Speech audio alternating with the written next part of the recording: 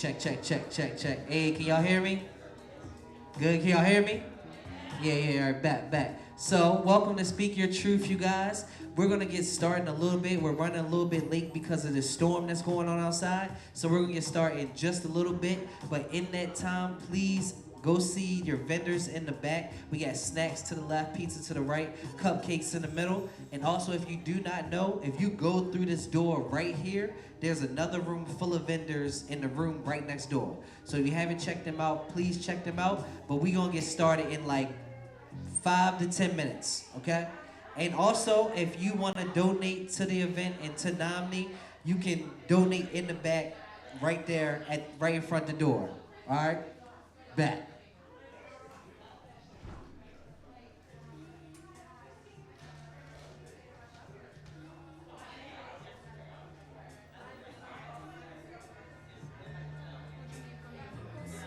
I was gonna have you turn me down, but it's all good.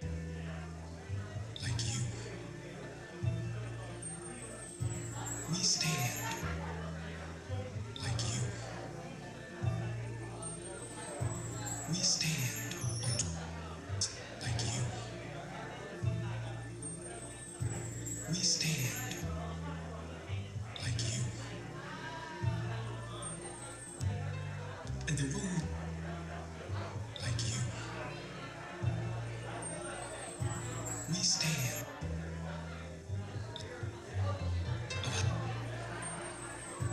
We stand like you. We stand that lies like you stretches so wide. Distance like you.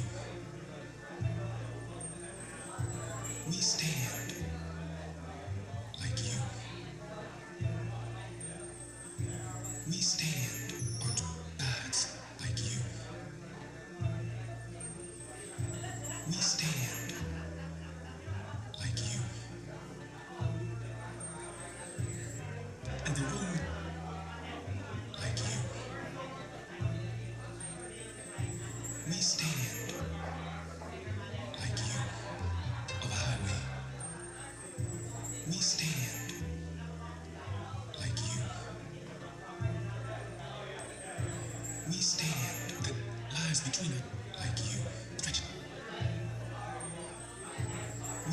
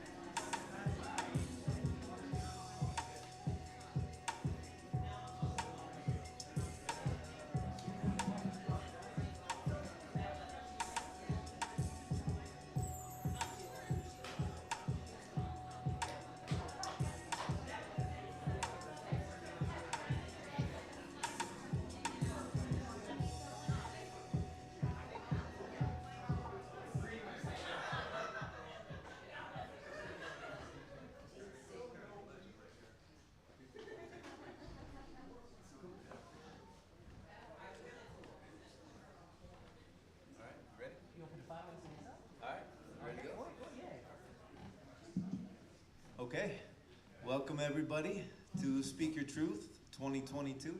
I'm gonna set my timer here, 5 minutes. Take this off. So, I'm Dr. Tyler Calabrese. I'm one of the founders of this event, along with these gentlemen. And this is the sixth time that we've done this thing. And what we do here is we talk about mental health awareness, but try to have a little bit of fun in the process. And we just really grateful for you guys all coming out, braving the weather. For those of you who haven't been here before, hopefully you did your homework, checked out stuff online and on social media about what this event is about, the history of it, kind of what the night is supposed to look like. So hopefully you did your homework, because I'm going to take my 5 minutes and really just thank and give some props to the people that made this thing happen tonight. So first off, got to thank the Art Farm. So give it up for the Art Farm. I mean, this place is beautiful. It's perfect for this event. For those of you who haven't been here before, I'm sure this place will stay on your radar. Allison and Darren, who run the show, not only do have the performance venue, but do a lot to promote the arts in the community. They host Annapolis Arts Week. And you definitely have to come back for Malcolm's monthly open mic, What's Dope. There's a lot of What's Dope fam here tonight. Where you at? I see you. Next, gotta thank NAMI, National Alliance on Mental Illness. Yep. So that's who we're raising money for tonight. And for those of you who aren't familiar with NAMI, it's a mental health advocacy support agency, and they do a lot of good in this community, and we're probably instrumental in getting the 988 passed. Have you guys heard about 988, the new hotline? So way to go, NAMI. And you know, I had all the NAMI folks put their stickers on, so talk to them about what they do. We got some NAMI flyers over here, so learn about them, spread the word. And gotta thank Christine. I don't know where Christine's at, but there you are. Yeah, she does a lot of social media for NAMI as a working mom, busy gal, and still volunteers to help out with that, and does a bunch of other stuff, and she helped out a lot tonight. Thank you, Christine. Next, Brian. Where you at, Brian? There he is. Hey, the promo video, for those of you who haven't seen the submitted video clips, it's amazing. He really took this thing to the next level with that.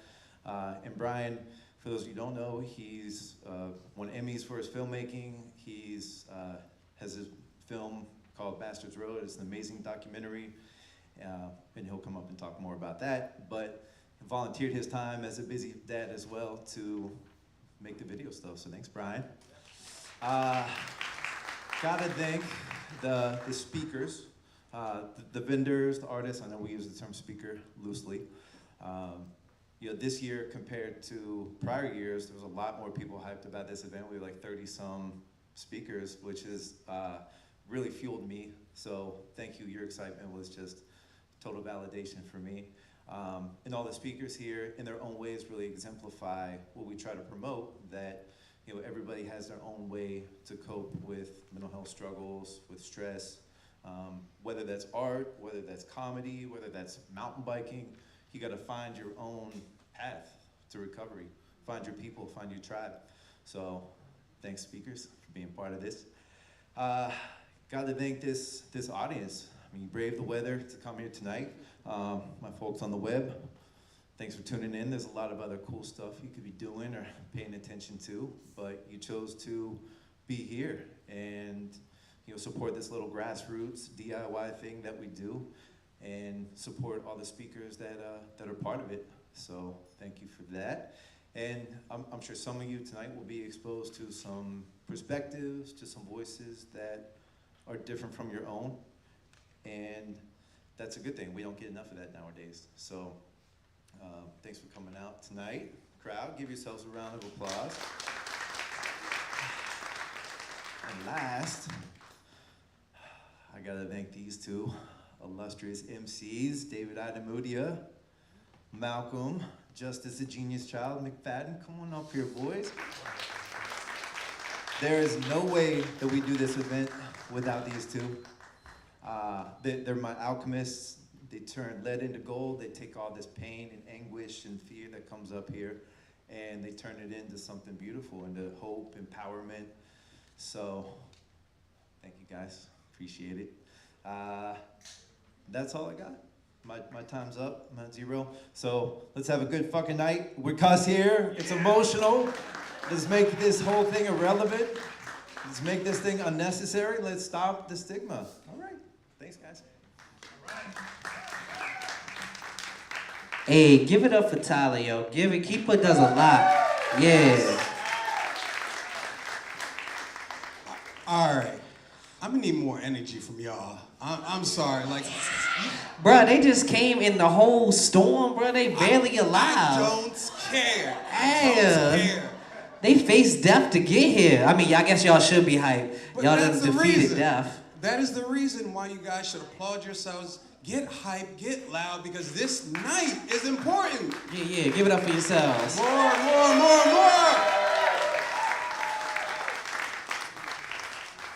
Greeting everybody as they walked in the door. Somebody was like, yeah, I almost died. I had to stop on the side of the road. I'm like, damn, but you made it though. Here you are.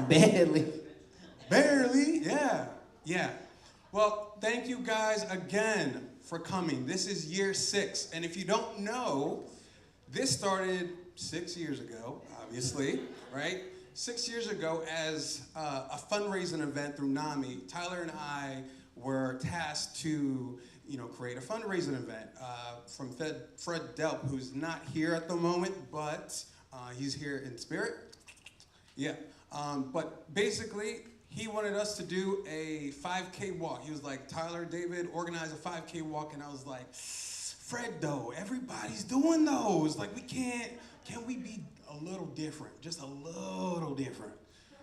And Fred was like, okay, whatever you guys want to do. And so Tyler and I, at the same damn time, we're like, let's do one of those open mics.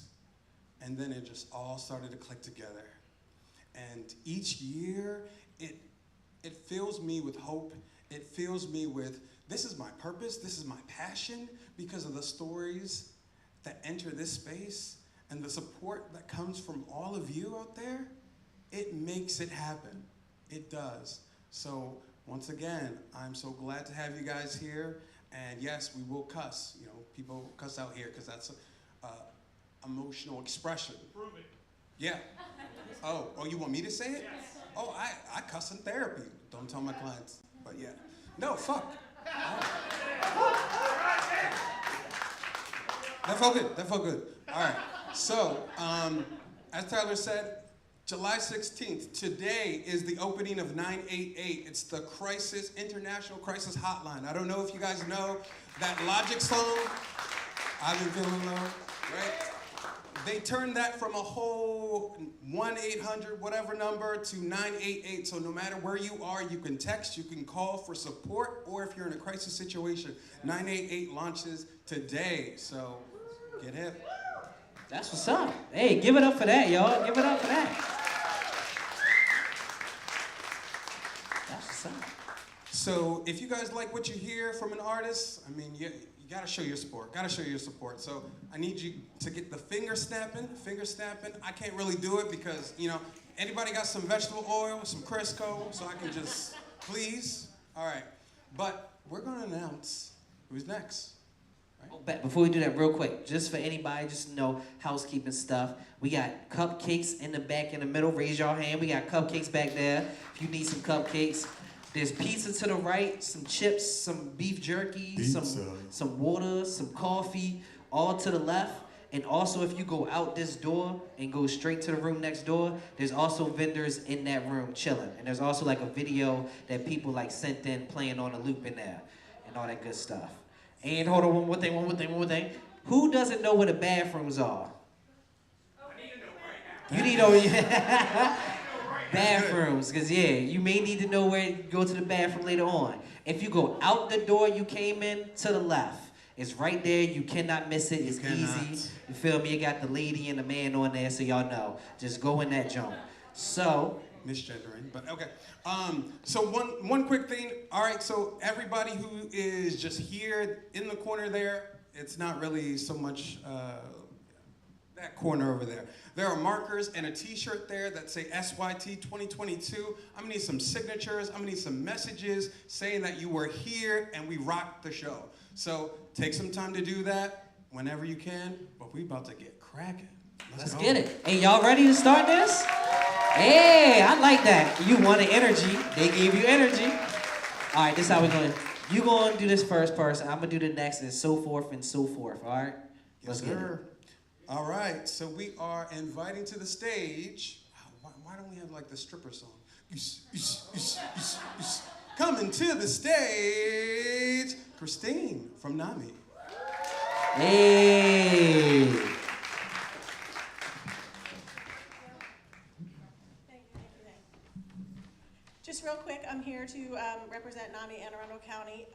Tyler actually introduced me to the programs that NAMI offers probably 6 or 7 years ago. And now I volunteer for them. As he said, I try to do their social media. Sometimes I forget, but Facebook, Instagram, it's not, NAMI AAC, Anne Arundel County. But there are flyers over here. So the group that I attended is called Family to Family, and all of the programs they run are free. That's the one that I took part in, and it's all free. It's weekly at Woods Memorial Church, and so it's if you have a family member that is living with mental illness, and it just gave perspective and education.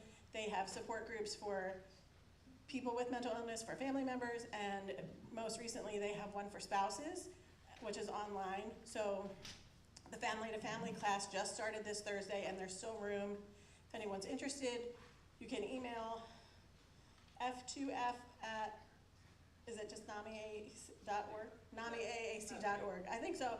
The flyers are over here, but I'll double check. Sorry, I don't know the email address, but that's on Thursdays, on Sundays. The first and third Sunday, I believe, is the Connection support group. So there's tons of, like I said, flyers over there with information on all the support groups, and it's all free, and it's all run by volunteers. So please, don't be stingy with your donations over there. And thanks to Tyler for doing this event every year. It just gets bigger and bigger every year. So it's awesome. Thank you.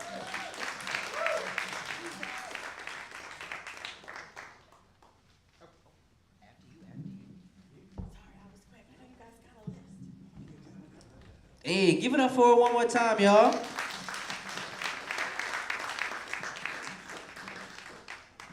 All right, coming to the stage. Hold on. I said I was doing the next person. How you gonna steal my glory? We just talked about this. Listen, if you don't know by now, I'm about that ADD life. I Me didn't too. choose it. I got the It H chose me. with it. I got the ADH. You got the H on it though? Yeah. All right, that's extra. But That's okay. why I'm mad, because I'm hyper. You won't let me do my part. All right.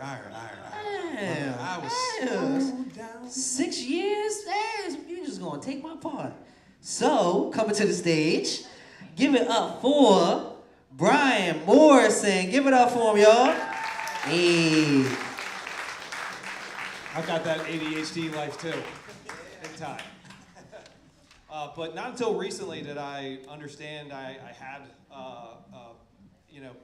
a proper diagnosis of that. I have a hard time communicating in words, so bear with me. I use filmmaking as a way to kind of express feelings and emotions. Mark, try not to make it any worse. But I've done video and film since I got out of college, so that's like 15 years-ish. But it took when Tyler said like find your people, find your tribe, like it took me a while to figure out like kind of where my heart was in the process. And as one of my clients in like assisted living and nursing homes, was asking for content to kind of tell stories in that industry, I kind of stumbled upon doing documentary style, and I just fell in love with talking to people. And in my kind of childhood, my family, my mom, my dad, my sisters, like nobody talked. My friends didn't talk at all. Like I like legit, I've never seen my parents like hug. But they're still married. They're good, great, good. But I've always had a hard time expressing my emotions, and I use like film and video as a way to kind of get it out. And I'd always like wanted to do movies. I did music videos. I've done wedding videos, cheesy car commercials around the area. Everything, name it, I've done it. But It was 2016 when my wife and I had noticed a guy that we went to high school with was traveling across the country. He was a Marine veteran. He's from Maryland, and he was walking kind of, to, deal with his own issues of post-traumatic stress and reconnecting with Marine brothers that he had served with, families that they're fallen. And I kind of thought, like, holy shit, like, if nobody's doing a documentary on this, like, this kind of needs to happen. He was popping up on a lot of, like, local news specials. That's where I found out about him, because people were sharing it on Facebook. And so Chelsea and I realized that our next door neighbor was one of his closest friends growing up. And so he put us in touch and kind of felt him out. And we talked back and forth for a little while, but made that first trip and kind of felt an immediate kind of connection with each other.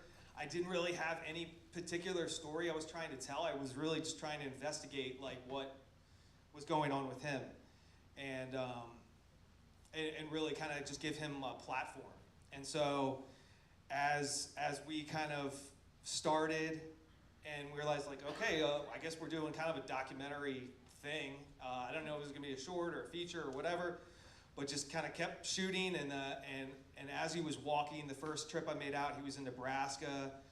And I met some of his Marine brothers, and I think that was when it really, like, clicked, like, wow, this is a lot for some random guy that doesn't know anybody to be invited into their home to, like, share in this really, like, emotional and sensitive and reunion. Like, in the case of that first meeting, John hadn't seen the guy since they got out of combat. Like, John served in the 2nd Battalion, 4th Marines, and they were one of the heaviest hit units in Iraq. 1 out of 4 was wounded or killed. So a lot of those guys, like, were struggling. And I thought it was gonna be about post-traumatic stress, but the more I kind of learned about it, it just became so much. And I think for me, one of the bigger takeaways was how much anxiety I had, like, talking to them, because I don't have any personal experience with trauma, with any immediate family members or friends that have served in the military. But I just kind of tried to use my ignorance as an advantage and just be there emotionally for them. And I was kind of shocked by how comfortable they made me in sharing their stories, which was pretty humbling. And Mark Stafford's over there. He's got the Gandalf beard. Mark, I would, like, feed footage on these trips and just throw it at Mark, and he would watch, and, he kept asking to see more stuff, so I kept sending it to him after. It was like 7 trips. It was John, John had walked like almost 2,000 miles by the time I hooked up with him for the first time, and he ended around 6,000, just shy of that. And I made 7 trips out. Yeah, it was just the most rewarding experience ever. The film is called Bastards Road. It's available almost anywhere you can rent or purchase a film, so I encourage everybody to go check it out, please. Help numbers. It was really an effort of it was just a passion project, really, and it grew because people believed in it, and people just kept wanting to help, and yeah, so we released it last summer. So yeah, I hope I have the opportunity to do it again. It really kind of made me fall in love with that documentary, format, and also just telling stories about mental health and having conversations that I really didn't have when I was growing up. So.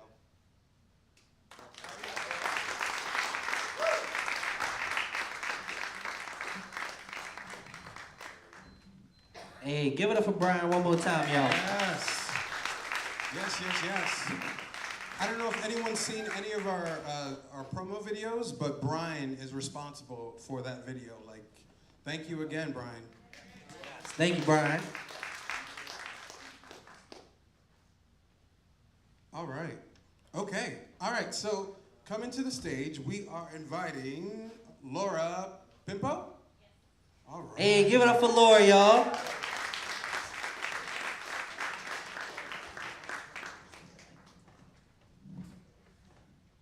Hi everyone. I'm here today partially because I'm very passionate about mental health. I myself struggle with anxiety and depression. I think acknowledging that is part of just, ending that stigma. So,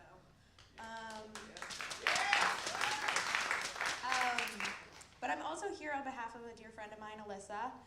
She's an artist and she came to this event last year, brought her art and displayed it. But right now she is in Ukraine doing humanitarian work. Just recently, thank you,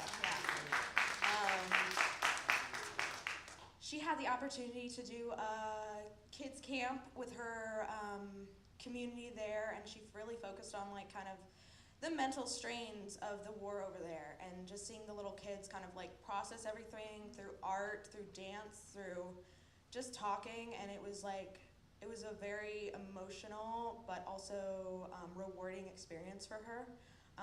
So I'm here for her today. We have her art in the other room. She has some snapshots from Ukraine. She also has some prints on sale and is taking donations. So I'm here to support her, bring awareness to that, and also just the mental strains that this country is experiencing, because it's devastating for their mental health, physical health, everything. So, but I'm also here, I wanted to share a little thing I wrote, so.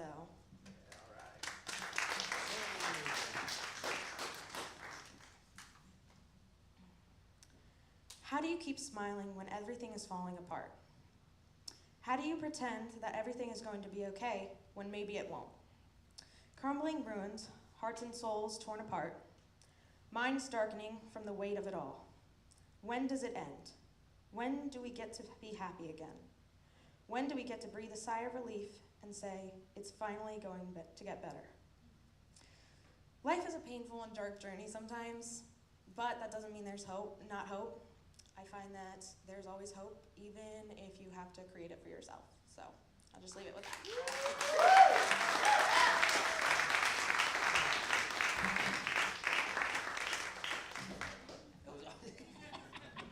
Hey, give it up for Laura one time, y'all. Hey. Also online, Lyrical Kingfish said, yo.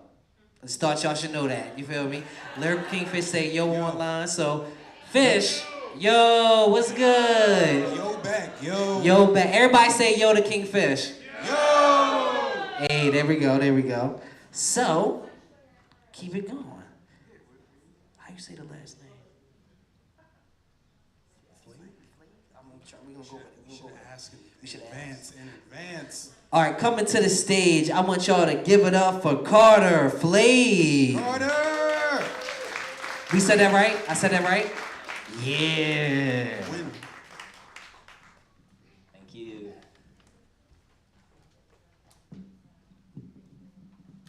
Props to y'all doing it off the top of your head. I got a piece of paper. First, I'd like to thank NAMI for doing this, and I'd like to thank my mom for really advocating for me and putting NAMI on my radar. Yeah. Mom's freaking rock. All right, here we go. So, I was playing a game with some friends a while back as a little get-together. It was Most Likely To, that's what the game is called. And the premise of the game is who's most likely to be rich one day? And you just go 3, 2, 1, and you point at the person who you think is gonna be rich one day, or whatever the most likely to thing is. So one of the prompts was, who's most likely to be a cult leader? And I was like, all right, that guy over there. 3, 2, 1, ha! And everybody pointed right at me. I took it as a compliment, to be honest. A leader. With beliefs different than the mainstream. But in the end, perhaps my friends could sense that my reality was just a little bit different than theirs. A few years later, I'd be diagnosed with schizophrenia. These days, I have to do a lot of check-ins with myself and those close to me. I have to make sure that my decisions come from a place of reason with only dabbles of intuition and self-belief. So I figured I'd use the Speak Your Truth to speak some of my truths and share some beliefs of mine. Yeah, feel free to take them with a grain of salt or as serious as you would like. I believe above all things that the cosmos, the universe, God, whatever you want to call it, is inherently good. Sure. I see God as a wiser version of myself who oversees my path and gives me blessings and challenges to encourage my development. I believe in myself.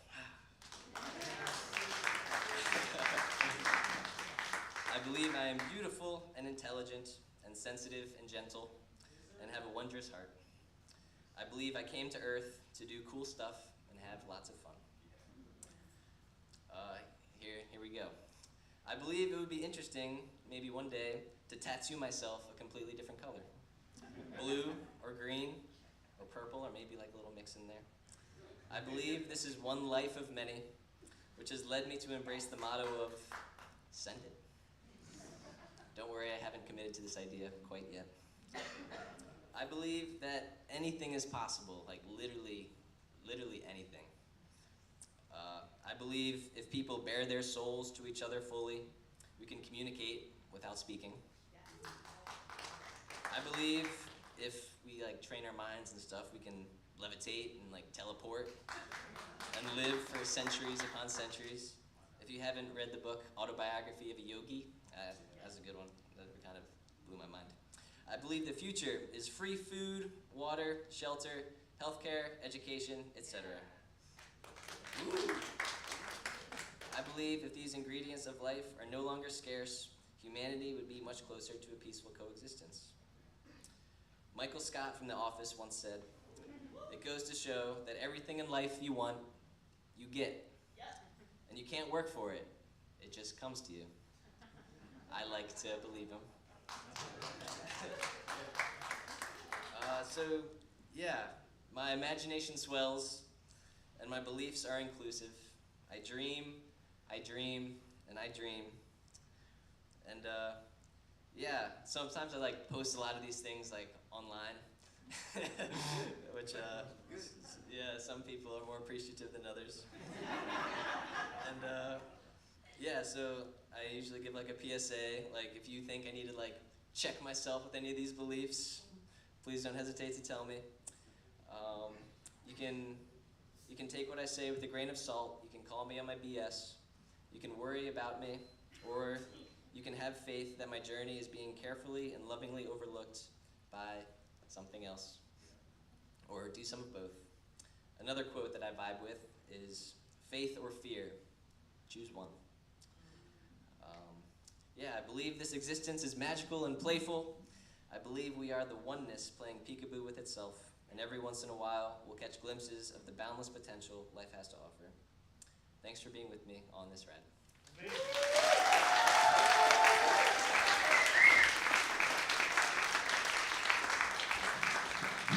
Okay, Carter. Okay, Carter. Carter's mom's here. Is that mom's? Hey, Yes. shout outs to moms. Everybody Shout outs clap to it up for moms. her. Hey. Absolutely, absolutely. Carter said a lot of warm things that connected with you all, and just please, just be open. Be open to what you may not believe, what you may not, I guess, just be used to. There was one thing where Carter said he wanted to tattoo his whole body, and he was going through the list of colors. I was like, no, hey, oh, all right, Carter, all right. My man.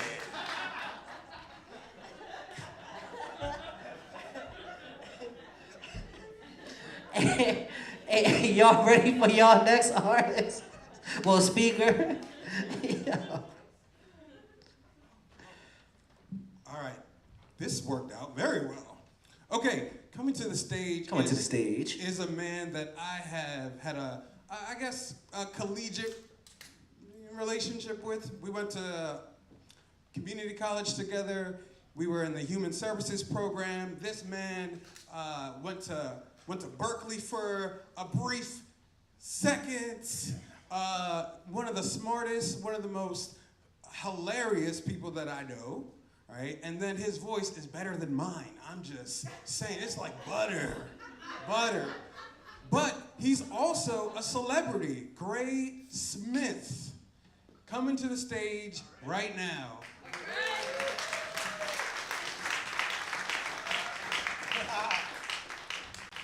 The brief second he was talking about at Berkeley was when I got accepted and got a scholarship, and then figured out I couldn't afford to live in Boston. So that was my brief second. No, it worked out. With the heroin up there was way too good for me.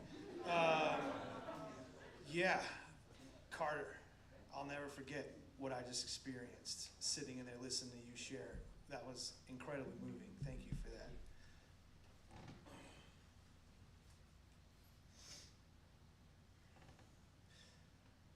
I remember being young and headstrong and asking questions that I thought I knew the answer to. They damage you, I guess wrong. Like every shitty bag of dope I ever shot was stepped on.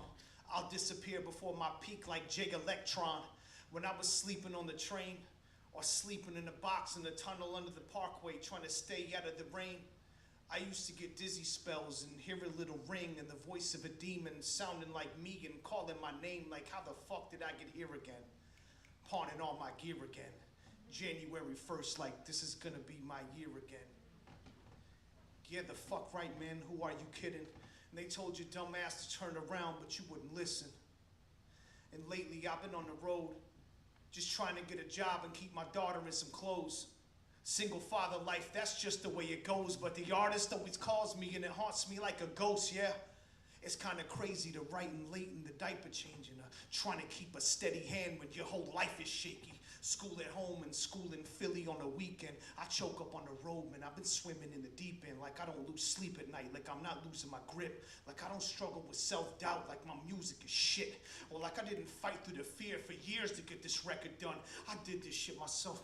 I've never needed anyone. Just don't let me die. It never was.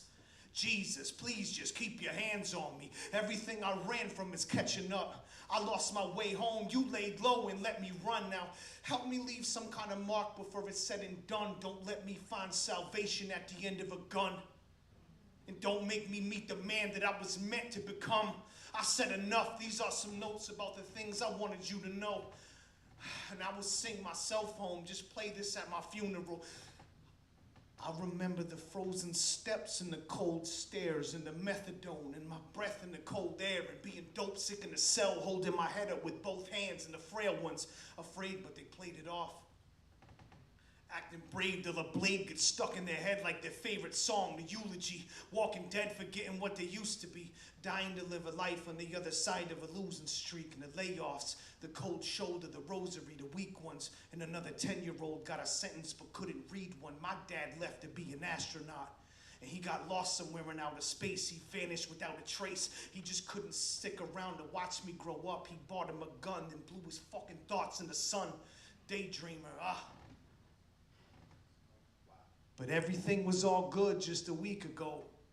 It's unbelievable how people come and people go to chase their dreams and they stop breathing from a lethal dose and they dispose the needles and just leave you in the freezing cold betrayal. I had to learn to live with the shit. I'll pull the knife up my back and just cut my wrist with the shit. Now should I carve you out my heart for all that shit that you did, or should I just close up the scar and then forgive and forget? But what's the difference in love and drugs, pain, breakdowns or breakthroughs, or when I hate you, but I'm not giving up on us until it's done?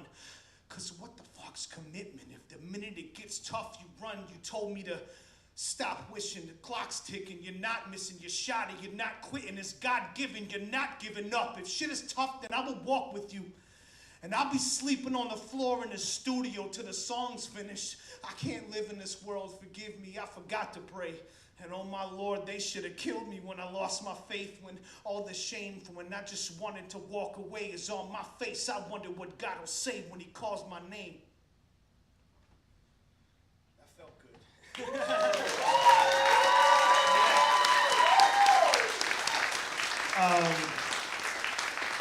Man, oh man, the energy in here feels grade with an E. My mom named me Steve, and so that's who I am. But I'm a therapist, which is cool, and I'm also the CEO, which I don't know if I'll ever get used to saying that, but I'm the CEO of a treatment facility for artists and musicians. We opened up in January of this year, so we're super brand new. And the quick version of that before I pass the mic is, I was working for the federal justice system doing those guys, anti-recidivism work. So they've been in a box for 30 years, then they come to me. And I pull phones out of my pocket and explain that we carry them around with us now, and stuff like that. But what I would see was like guys reoffend on purpose because they couldn't get a grip on what it was like to live out here. Right, and then that was really cool until I realized that thing that they caution us about in school, which is if you don't fill your own cup, then you can't fill anyone else's. And I burnt out royally. And then I randomly got a record deal, like right in the same thing. So I was like, all right, therapy, it's been nice. And then I hit the road, and this shit blew up beyond anything I really anticipated. They put my face up in Times Square. I went on the road with Wu-Tang. Then I played at the Kennedy Center. They wouldn't even let me in. I remember trying to pee at the Kennedy Center one time. They wouldn't even let me in the front door. To main stage that place was an epic accomplishment. And then I booked the biggest tour of my fledgling career as an artist.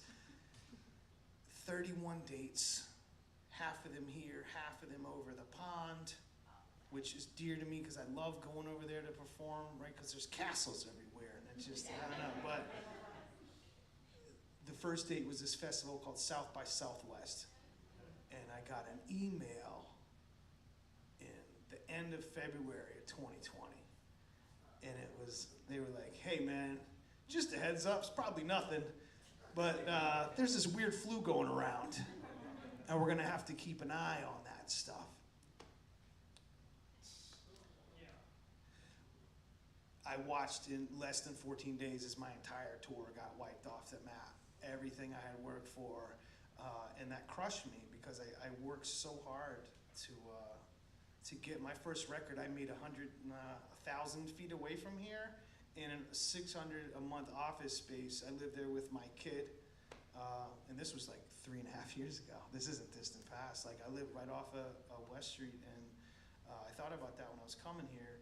The whole tour got canceled, and I was devastated. And then I watched all of my colleagues in the music industry start to relapse on super hard drugs and complete suicide and do all those things. And so there was this seed that was planted, which was, what if, because I wasn't making any fucking money. I couldn't go on. Look, 1 million plays on Spotify. Just in case any of you have ambitions of blowing up and getting paid from Spotify, 1 million plays on Spotify, $3,100 or somewhere around there in revenue. So that's not living life money. So without a tour, I couldn't do it. So I said, what if there was a facility to treat people like me? And man, oh man, we did it. It's amazing. It's I'm happy to share more about that with you one-on-one. But the place is called Glass House. Like, don't throw stones, right? It's a tongue-in-cheek way of saying that we get it, right? And we are a fully licensed in the state of Maryland, Joint Commission accredited treatment facility, and we offer PHP, IOP, OP, individual, and whatever else you need, just short of having to fill out a certificate of need for inpatient residence facility. We won't get on that, but did we okay? What I asked with yeah, sure. So that's it out of me. Now, I want to thank you guys for the energy. I meant when I said it. That was so incredible. Thank you for sharing that. I've never heard anyone describe my perception of a higher power so accurately. That's exactly how I feel about what God is. I stopped needing to know what God's name was a long time ago. Yeah, the person that's coming up here next is the person that helped me get Glass House off the ground. She is my right hand or my left hand, depending on who's driving that day. And I'll let them bring her up. Thank you so much.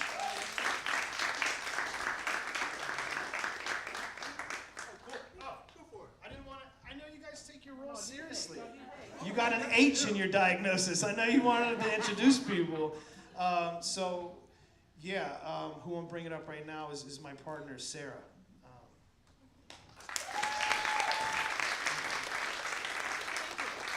She had no idea she was going up there until 2 seconds ago. Yeah. You don't want me to rap at all, so I won't. I guess I'll introduce Glass House.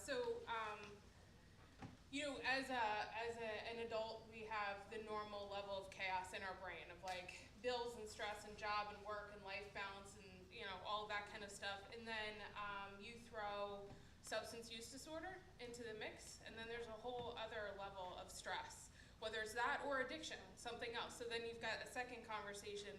And what Steve and I and our team found is then throw like creativity, hyperintelligence, independent thinking, problem solving into it, and now you've got like yet a third level of conversation.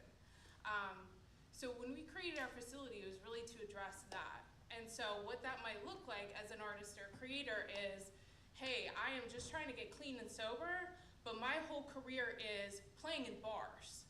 My whole career is staying up all night to get this painting out of my system. It looks like I've got to get out on the road and write and write and write. But like, how do you balance that with people saying, be responsible, or get a full-time job, or stay out of places with alcohol, but also that's how I make my money, or stay out of places that have you ride a manic wave to get an entire exhibition up in time, but also that's how you feel alive. And so we look at our curriculum and our facility and all of our therapeutic approaches by trying to speak somebody's native language. And sometimes that native language is color. Sometimes that native language is music. Sometimes it's writing. Sometimes it is meeting people where they're at on an energy and a diagnosis. And it's really not about treating somebody who is getting newly stabilized, newly clean, newly sober, and pushing them into a hospital-like facility, but it's about creating an environment, an approach, and a schedule that really meets who they are. The idea is we're not the facility for everybody, but for a certain group of people. And honestly, this was a treatment facility that I wish existed when I got clean a long time ago. When all I knew is that the only thing that made sense was me like going through a recycling bin and collaging pieces of Coca-Cola boxes because art still made sense. Nothing else did.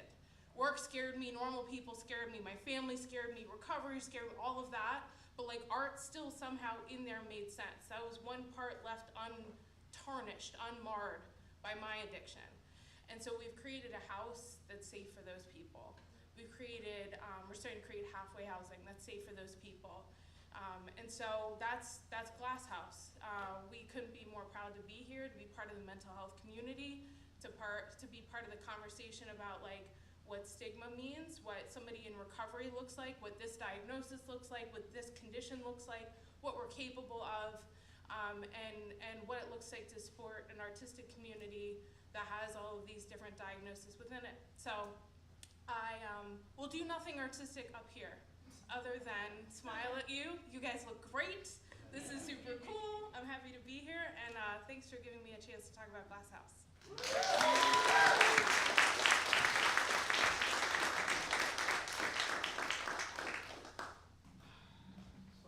Wow. Incredible, right? Round of applause again. Again. Okay.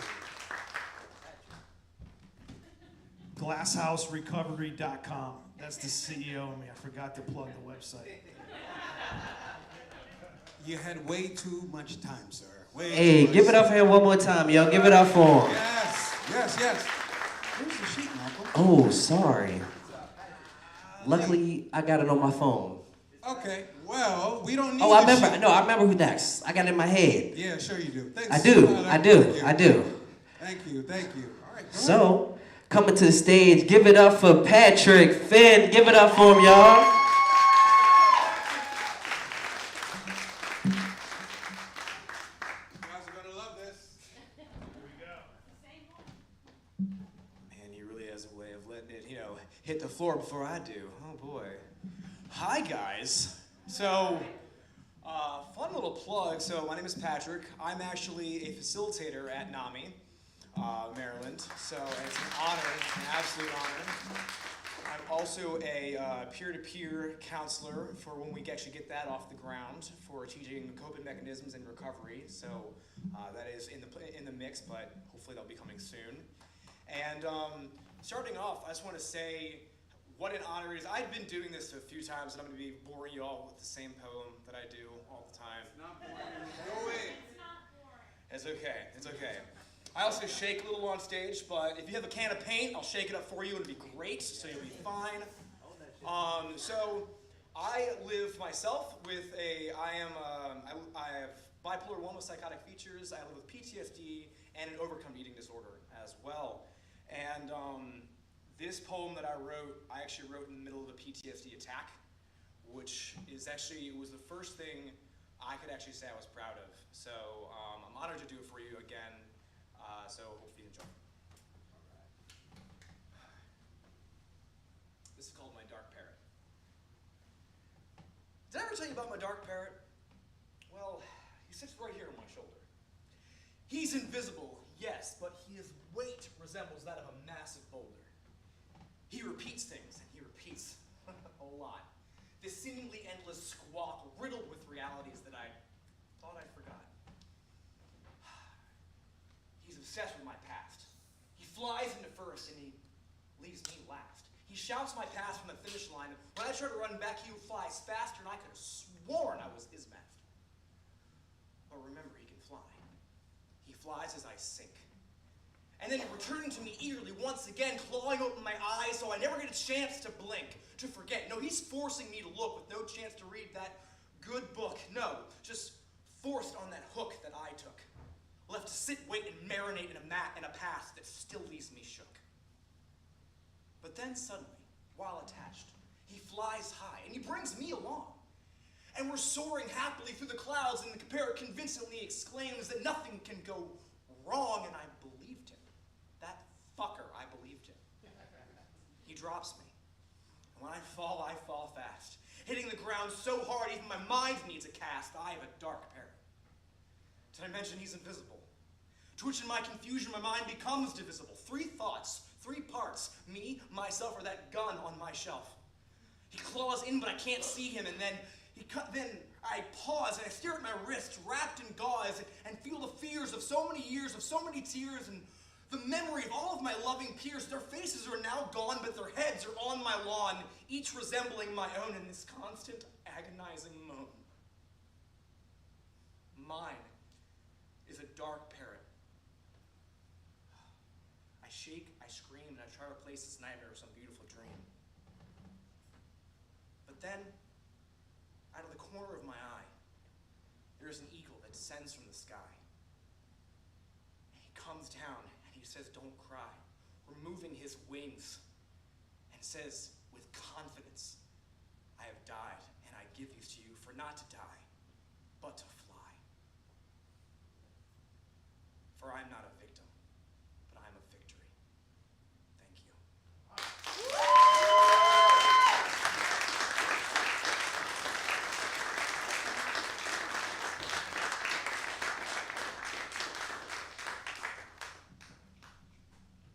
He said the same boring poem. What?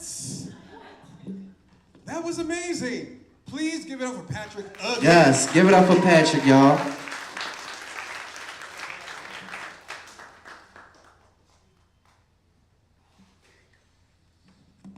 All right.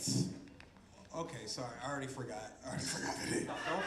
Do not forget her name, y'all. Do not yeah. forget. I did it before. She got mad at She me. might put me in a headlock. I mean, she's not violent. She's not strong. violent You at all. look at her. She's strong. Nor aggressive. Hello. Coming to the stage, one of the open mic's favorites, Brown Paper Dog. Hey.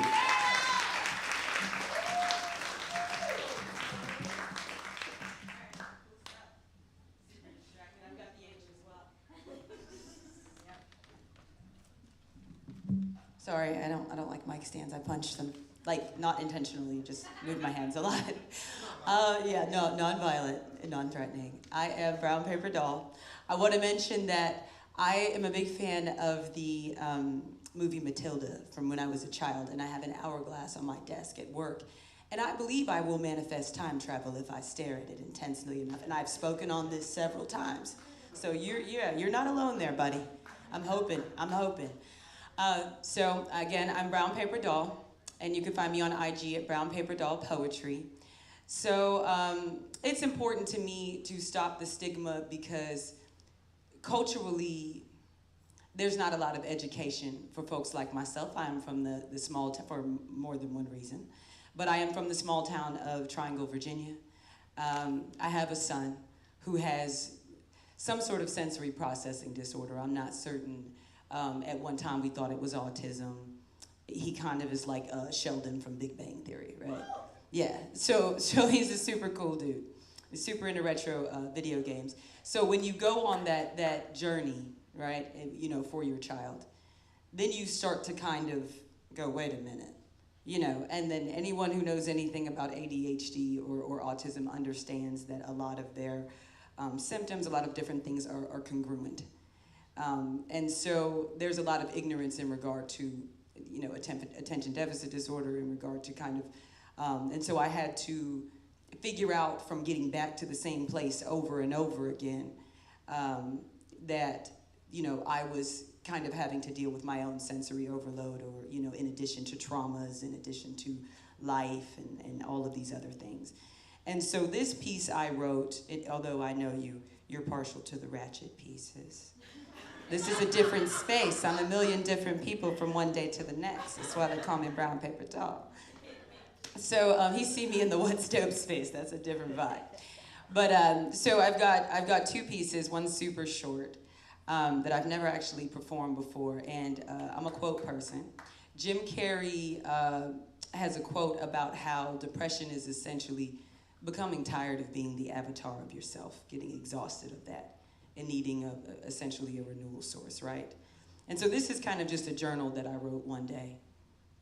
It makes me want to sit. It always makes me want to sit down. And I seek to quell the loneliness. I seek a Band-Aid for my bullet wound. It is a mask I cannot remove. A story about myself that I don't know I'm telling. I wonder if I'm a liar. I feel like a lie. I wish I could lock myself in a room with me and resolve our disagreements, shake hands and walk away renewed. I hide from my feelings. I watch them float by and assign myself to the wants of the nearest person to please. And there is always an expiration date on that sort of love. I am releasing cognitive dissonance, appearances, martyrdom, unrequited any damn thing. I am making space for who I am, unrestrained by the heavy. Okay? Thank you. Appreciate y'all. All right, and so this piece I wrote a while ago. I wrote it because someone said I grind their gears, and it hurt my feelings. Okay? What I find to happen is I am super fun, right, and just awesome. And then there's this other side of this where I become too much. I am always too much. It always gets to that point, you know. And so this is kind of me talking myself through being triggered by someone being annoyed by me or not liking me, and it hurting my feelings. All right. I am still looking for where I'm stuck. I had a dream where I watched a woman follow her younger self from toddler to teen, toe to heel. And I knew she was trying to get back there too, to the stuck place, the origin point of all wound, all defensiveness, indecision, insecurity, self-hatred. And like them girls that be going to Miami, I'm in my head screaming, take me back. Just tell me where it hurts. But I can't. I just know I've never learned to sit completely still. Both my mind and heart race at an exhausting pace, and I still can't keep up. I can't keep up appearances, but I know that's what they want. And there are days when I am whatever you say I am. Days when I'm resigned. I am guilty of seeking acceptance in exchange for slivers of authenticity. But wearing a mask will always be a sort of lion in a poorly latched cage, at least for me. And then it's, why can't you be what we expected you to be? And I cry sometimes because no one ever sees me. And that sends me into a spiral, makes me wonder if I'm there, if it matters that I care. I know now that I raise the vibration, that my concise articulation causes intimidation. But no one gave me a volume setting for my muchness. Everybody hates me, and everybody loves me, and nobody gets it's for the same reason. I try my best not to take offense to those who misinterpret my intent. And trauma makes me run back to explain to you what's wrong with your vision. But I know it's based on what you've seen. And I say this with pride and sometimes shame. I am not like anyone else. Thank y'all. All right, you can find me on IG at Brown Paper Doll Poetry. Was that supposed to be set? And did I watch it go off and not adhere to it? Yeah, well, that's all good. Party, party. Appreciate y'all. Well done, well done, well done. Yeah, give it up for Brown Paper Doll, y'all. Yeah. This is working out. Like, it is. The people that you know say, the people I know I get to say. Yeah, that's what's up. So, right. How's everybody enjoying the night so far? Hey. All right, if you look like you're falling asleep, I'm gonna pour a bottle of water on you. Just because water is life. Oh, coffee? No, I won't do that. Oh, there's coffee That's in the a back. lawsuit in the back. Oh, there's Mr. Pibb in the back, just so you guys know. Yep. To the left. To the left, to the left. You guys don't know? They don't know, they don't know. She just wanted me to point. So, You ain't right. oh, y'all ready for a little bit of comedy? Yeah, okay. So coming to the stage, I want y'all to give it up for Joe Gagliardi. Yeah. Hey. Thanks very much, gang. Appreciate that. Thank you, thank you, thank you. Yeah, sure. Is that a thermometer? What is that? Oh, that's a timer? Thermometer, timer, yeah. Looks like a thermometer. It could be a thermometer. Some of you may notice that I'm wearing shorts. That's kind of a no-no in the stand-up comedy world, but this is called Speak Your Truth, right? I'm fat and I sweat. What do you want? You know what I'm saying? I mean, it's either this or the person after me would have to swim up here. I'm just saying. It's not good. I've already changed shirts twice, just so you know. I want to acknowledge the clipboard up here, right up front, guys. I was in the Marine Corps, and one of the things they don't put on the recruiting posters is you're going to get hit in the head a bunch. So memory is not a strong suit of mine. So you boys got to keep a little list. Give it up for Tyler and Nami. This is a great cause, really is. Appreciate y'all being out here. Really outstanding stuff. I think there's been a lot of emotional stuff prior to this. So I think we're going to reset the energy a little bit. So I want everybody to put your hands together, rub them together, rub your hands together, get them nice and warm. Okay, get them nice and warm. Put them over your eyes. Put them over your eyes. Take a deep breath in. Let it out. And now for some dick jokes. No, I'm just knock, knock. No, I'm just kidding. Oh my God. Before we get too far into this, guys, anybody here would like me to keep their wife's name out of my mouth? Just say any Will Smiths out there? Anyone rush the stage? I mean, I was in the Marine Corps. You're welcome to try. I'm just saying. I slap back is the problem. So, no, but I don't think anybody's going to be rushing the stage here, guys. I like to do a smart brand of comedy. I think you'll all enjoy it. Did y'all ever notice how every fart sounds a little different?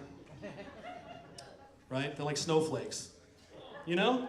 I mean, there's beauty in the world if you look for it. I'm just saying. It's kind of stuff that makes a fella believe in God, you know? Oh, that's classic stuff. I appreciate y'all. I appreciate the opportunity to do stand-up live whenever I can. The last couple of years have been tough for us local stand-ups, or as many of us have been called, door dashers. Tired of bringing you people your food, if I'm being honest. We can get my pronouns out of the way right up front, guys. I go by he, him, fuck face. Feel free to use those however you see fit. My prepositions are with and from, if anybody's looking for prepositions. Anybody's comfortable sharing, by all means. Just saying. As I mentioned, I was in the Marine Corps. People ask me all the time, they say, Joe, what it's like to be a Marine. The best I can tell you is imagine being out of breath for 5 years is pretty much like what, pretty much what it's like. I mean, I got out of the Marines in 2008. I just stopped sweating. Not that long ago. That's actually why I wear this hat, because I'm out of shape and I sweat. I know what you're, I'm 40 now, and I know what you're thinking. You're like, wait, did he say he's 40, but his hat's on backwards? I thought he was like 17, but no, I'm just a really cool 40-year-old. When it comes down to. I turned 40 over the summer, and that was kind of a weird transition. Oh, thanks very much, Tyler. Appreciate that, buddy. It's good stuff. The slow creep of death just sort of doing its thing, you know? It was intense. I don't know what happened. I turned 40, and overnight I started calling guys younger than me young man, like out of nowhere. You know what I mean? It's like the oldest thing I've ever done. Absolutely ridiculous. 40 is an interesting age because that's when I'm noticing my goals are very different in my 40s than they were like in my teens or 20s. When I was a young man, in my teens or 20s, I don't know, my loftiest aspiration was like, I don't know, maybe have a threesome someday or something like that. I don't know. Probably something in that realm. And now at 40, it's like getting a good deal on the TV. That can be quite the thrill. You know what I'm saying? Like, when your boy saves a couple $100, that's as good as it gets. It is tough to get thrills at this age. I've been married for a number of years, and one of the biggest thrills I get these days is eating carbs and not telling my wife about it. You know what I mean? I mean, it's nice. I mean, I'll never cheat on my wife, but I'll do some filthy things to a Big Mac. You know what I'm saying? If you must know. What do you guys think of these shorts? They're all right, right? They're like kind of dressy. You know, we're in Annapolis. I forgot my lacrosse stick. Otherwise, you guys would be like, right on. This guy fits in like boat shoes. It's a weird place. But clap it up for us, guys. My wife and I, we are expecting. Appreciate it very much. Thank you. Need to lose 50 pounds is the rest of that sentence. You're a little heavy in quarantine. You know what I mean? But I get signs from all over the universe that I'm getting too heavy, and I really can't ignore them anymore. I mean, I'm willing to eat food that I'm not 100% sure I dropped. You know? It's like there's a Cheeto poking out from a couch cushion. I'll roll those dice, you know? I'm just saying. I don't know where it came from. It is nice wearing shorts now because I'm getting so heavy that my jeans are starting to get tight below the knee. It's not really where you want, I really want your jeans to get tight. What can I say? My favorite portion size is the bucket. You know, I try to tack that one on for extra laughs. That was my bad, guys. I apologize. It's like a terrible dad joke. Let's see what else we got here.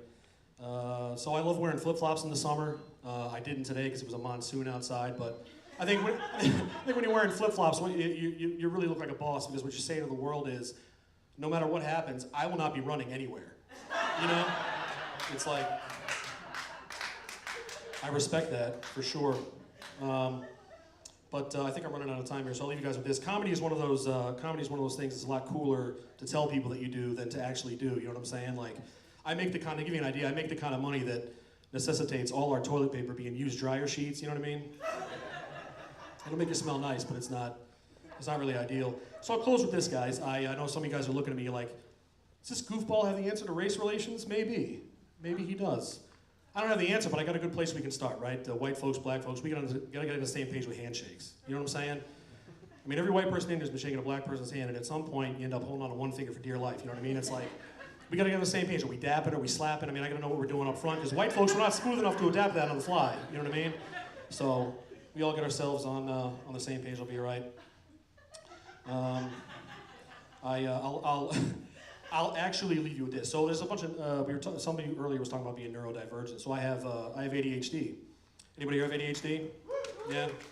It's intense, right? I mean, the best way I could describe it is I was going to write a punchline to that joke, but I got stuck watching pandas on TikTok for like 2 hours. So that's pretty much ADD No Show. My name's Joe Gagliardi, guys. That's my time. Thanks very much.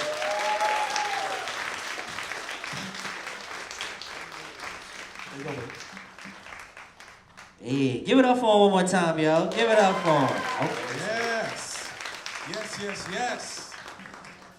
All right. Yes, I know who that is, but she's probably gonna get mad at me because I don't know how to pronounce her last name. So that's a problem. I'm gonna lose points. As long as you got the first hard. name. Coming to the stage, a friend of mine, Janice.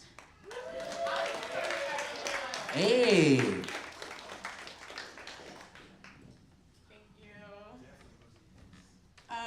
His girlfriend is watching, and she's my best friend, so there's that. My last name is Hejerica, in case you guys are wondering. Sorry, I'm trying to. There we go. I kind of wrote 3 pieces. They're within the time frame. Don't worry, I'm a rule follower, but I'm reminding him to set the timer. The first 2 are about navigating pain and grief, something I think we can all pretty much identify with, and the last one is just about kind of like releasing that. So sorry to bring the mood down. Glad you had some comedy before. All right. I've been in pain so long, it's woven into my skin. In order to survive, I made it a part of me, plastered it to my DNA. On my commute to work, the air is quiet. My soul mimics the stillness. Time bows towards me. Grieving seizes the rarity of this moment. Compared to last year, grief is different. I'm now in control of when the tears fall. I drive through a green light and focus on the sound of my car's engine. The tears flow, but this time it's like a river. No longer the hurricane from before. Sadness dances to the beat of my heart. They are now in sync. Grief reminds me that I am its home. I don't dismiss it. I'm no longer angry that it's here. I wearily accept this new skin. I give way, peacefully, willingly.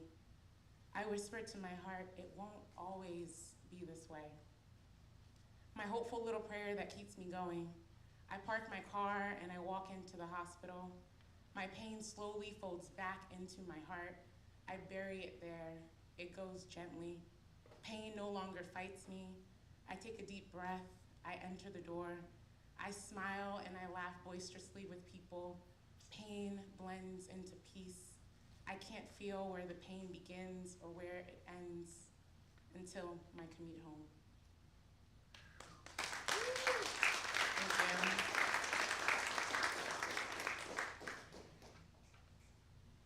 I live in a house of grief, but I laughed today. The sound echoed against the walls, but they stood firm. I don't expect them to quiver, not anymore. Instead, I adapt. I bend and curl my body into the present, forcing my existence into the sound of my joy. Although fleeting, it keeps me alive. I try and savor the moments, the way his skin feels against mine.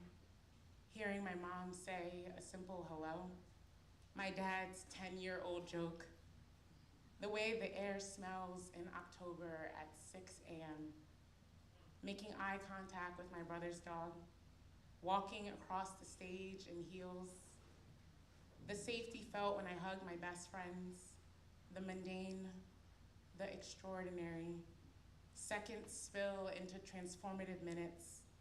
They all keep me alive. Thank you.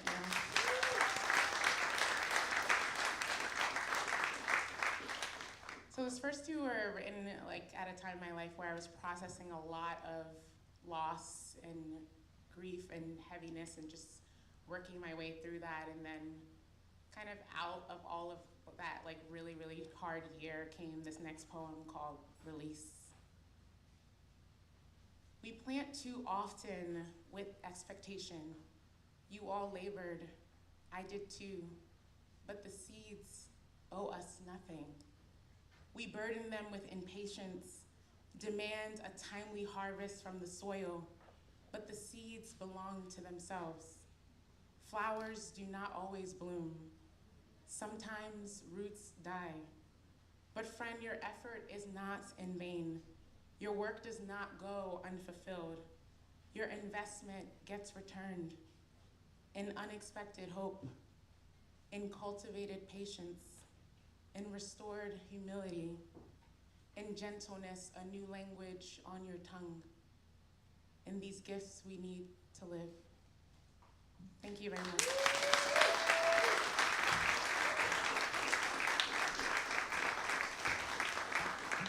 Yeah, give it up for Janice, y'all. Yeah. Janice and Jericho. Yes, yes, yes, yes. That was beautiful. Very beautiful. That was tough. So, we're going to keep going. Y'all still having fun? Hey, give it up for yourselves for being here. Yeah. Came through in a storm. Okay, you gotta let me do this. Oh, go ahead. You do your thing. All right. So another artist. All right. So this guy right here, I met him many years ago, and he gave me some directions on my writing. But one of his spoken words ended up in actually becoming a college course. So you are lucky and graced to be in the presence of Mr. Native Son, David Ross. Give it up for Native Son, y'all. Hey.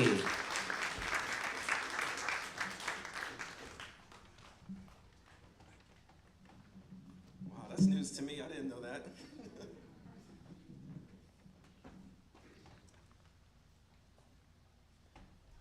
I thought museums were for the dead. I thought I was too young to be a relic, and yet markings of my thoughts are engraved upon the infrastructure of Baltimorean landscapes. My voice archived on invisible digital audio material. My mother stared at me with love so hard, left an impression on my face that looked like hers, that caused people to say, hey, you Jackie's boy, ain't you? And now I look in the mirror and I see her face every day, and I ask myself, what will they remember when I'm gone? My birth date or my death date? Milestones or my mistakes. The way I lived will determine how you celebrate me, like Martin King, Chris Wallace, both optimist orators, orchestrators, wielding dialects that drew haters, say the one spoke life, the other death. Now breathe. Breath is the hidden hand of the two-edged sword. Believe that indeed. These vocal cords are sharp C. Anything fake will fall flat B. In the beginning was the word, and in the end, a book with record of every word you ever spoke. Now that's that G. Now peep how deep that is. How a soul decision can spark a soul's division. Imagine that. Butterfly effect. Spoken words softly spooling through the cracks in the air. Now check how butterflies connect. A butterfly once fluttered by an ass. What was you born for? To be tattered and torn more? Was it a poem that gave you a name, or is it you who people are drawn to rather than some words you arrange? Strange how a lifetime of legacy of good deeds can change, be tarnished by one incident, lack of discipline, given into your lower conscience, the innocence in human nature, the act upon it is the carnage we harness, power and responsibility. That's what makes us amazing, man. But oh, what a tangled web we weave when you become prisoner to what you achieve. What was you born for? When no one came to the baby shower. Instead, they all sent your mother dead flowers, tied balloons at your funeral, and danced all day to those songs you hated in your cubicle. Why live a life so ugly when you were made so beautiful? What was you born for? I wonder, what will they celebrate for me? My birthday or the day of my death? The depth of my heart or the weight of my breath? Will my children rejoice in my wake or be overwhelmed with grief at my rest when I die? If you should decide to celebrate me, I hope you remember my birthday for the good man I tried to be. Good afternoon, good evening. How are y'all doing?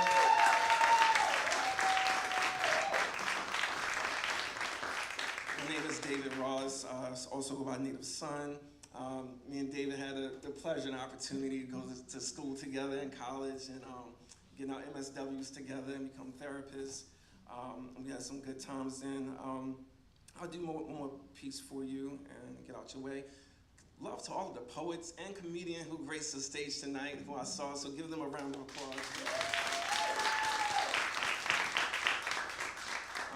This last piece I'll do, my mother shows up in my writing a little bit. Not all my poems are about her, but this piece was written some time ago. It's to celebrate her and my stepfather's 20th anniversary. And it became kind of like this piece to like encourage other people when it comes to the idea of love. I've never seen a man love a woman the way that my father loved my mother. I want to learn to love like that.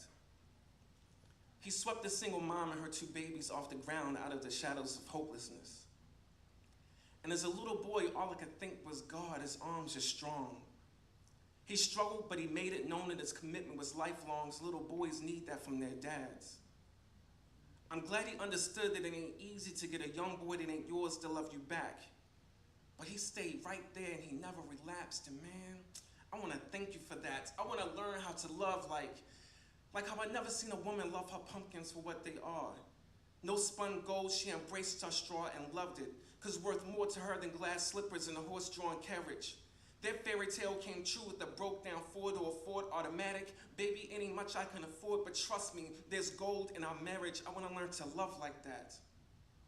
When she was in school, he held us down. When he was down, she held him up in high esteem. May not meet society standards, but he is her king, still his queen, keeping food and cash in a castle. Baby, I got you till we get back on our feet, no nagging, no hassle, 'cause together we're gonna fight this battle. I wanna learn to love like that. Nah, never did she ever have a bunch of chickens clucking in the front yard, all in her business. Busy beaks curled down, squawking about what men is and what men ain't. She kept it quaint. This is the real deal for real. No pretty picture here I'm trying to paint. Believe me, it ain't, 'cause life ain't perfect. We've seen some hard times, and those hard times hurted, but we weathered them together. When there was no food in the fridge, here there were nights they went hungry, but they fed their kids, who was happy to live, unknowing, unbeknownst, unpaid bills, rent due, and lights off. Still, in that house, love poured every ounce. I want to learn to love like that, to love without regrets, to love without holding back, to love regardless despite the setback. Hey, you want to know what love is? Don't watch reality TV. Read reality weaved in the brilliant fabric of this couple's life work. Durable and double-threaded wound with 20 years worth of patchwork, and they were still sewing, still going, still growing together. I tell ya, I want to learn to love like that. Never have I seen a couple love like this. So strong for so long, I'm a lucky one. To be a real-life Cosby kid, to have my own Cliff and Claire right there every day, supporting and pushing me all the way. I tell you what I say is true. 20 years, never seen them argue. All they did was play. It's like, oh my, they got into it every now and then, but hey, they still kissed at the end of the day. Bedroom door closed at night. My sister and I, we knew everything was all right. I want to learn to love like that. The only hand I ever seen him laid to her when he was washing her back, rubbing her feet, helping her aching body get in the passenger seat. And only put down she ever laid on him was a layaway receipt. I tell you, I want to learn mom. I want to learn dad. I want to learn how to love like that.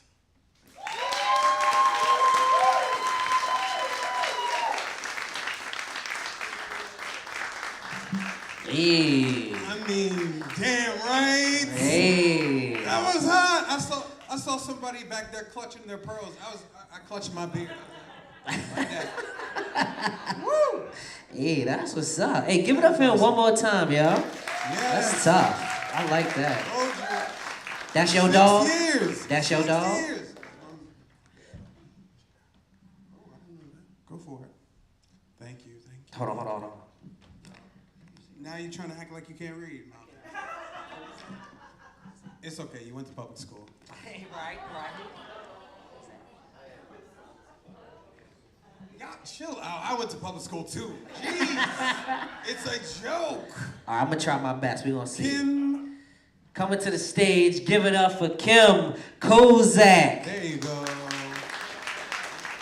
Kim. Oh, there she go.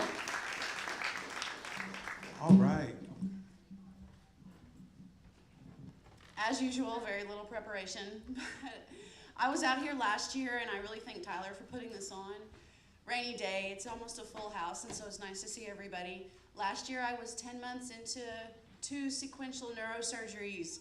Let's give it up for non-psychiatric psychiatric disorders. Woo! So, 2 subsequent neurosurgeries, and then finding my way. Having had chronic diseases my whole life that weren't appropriately diagnosed, I found myself blowing my dura and leaking all my spinal fluid out on a roadside rest center, and so that was an interesting time. Now I'm a year and a half in, and I just want to remind everybody about what I talked about before. You know, I was a federal ADA consultant, and the amount that we disclose during the interactive process to get an accommodation, should we so need one, it can be really difficult. Most organizations don't even know who on earth administers the Americans with Disabilities Act inside HR, much less through 508 compliance or something regarding access in a wheelchair or trying to deal with a customer service issue whenever you're totally frustrated out of your mind and they don't speak the same language that you do, right? So anyhow, I just want to thank you all for being available to come and speak to, because there's a lot of forums where people with disabilities are not accepted. This is Disability Pride Month. It's also National Barbershop Quartet Month or something like that too. So we have to figure out, what takes precedence over what we pay attention to. It's not even a formally recognized month. As you know, the day is in March or something like that, disability awareness, but it takes a whole month to really absorb a movement of people that are willing to speak out. One day is insufficient, especially when it's layered with lots of other national holidays and whatnot. So anyhow, I wanted to also give a small little plug because just like the future of communication is changing, the future of the way that we consume art is changing too. So any of you all that are performance artists, rap artists, hip hop artists, any type of song artists, you can join the metaverse underneath rap.hiphop and become NFT'd under a cryptocurrency by a really generous founder for free. And so I volunteer with that, and it's a pretty big movement. Monday nights at 6 is Metaverse Monday. It's free to attend an online forum where you can experience open mic across the world. I saw 5 or 6 different foreign languages rapping and performing hip hop in their last couple of weeks ago.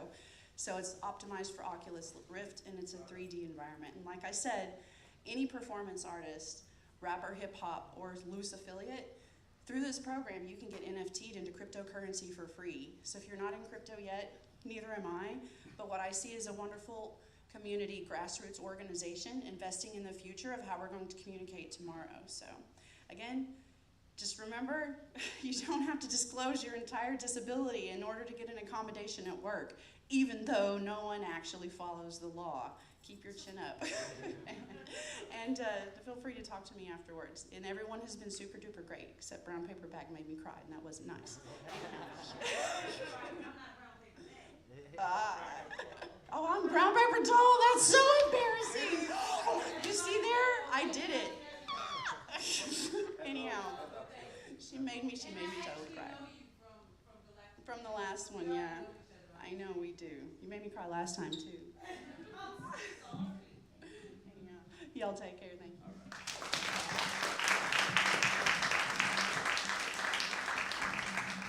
Hey, yes, give it up for her one more time, y'all. Yeah. All right, we're doing a little something different. We got a message from live stream. Oh, okay. Brown Paper Doll, you got a fan on live stream. Hold on, what's their name? And he forgot. Chatting with Adrian said, "Wow, awesome." Of course. Brown Paper Doll said, "I appreciate that." Yeah. Communicating with the people on live stream, you feel me? You got to stay connected. So. That's how difficult this is. I thought it was just, people messing around.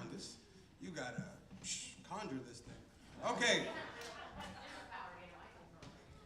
I don't know if anybody's caught our wonderful SYT shirts. These joints right here. I can't take all the credit for them, but I did start the design. Melty Pastels. Cassandra Lashway was the one who really brought it to life, and Aislinn Tinker Taylor was the one who put them onto the shirts and made them look as dope as they are. So give it up for those folks. Hey. They would kill me if I didn't put a plug in on them. But I want to present this shirt to someone who's been here since day one, who doesn't collect recognition and is in the shadows.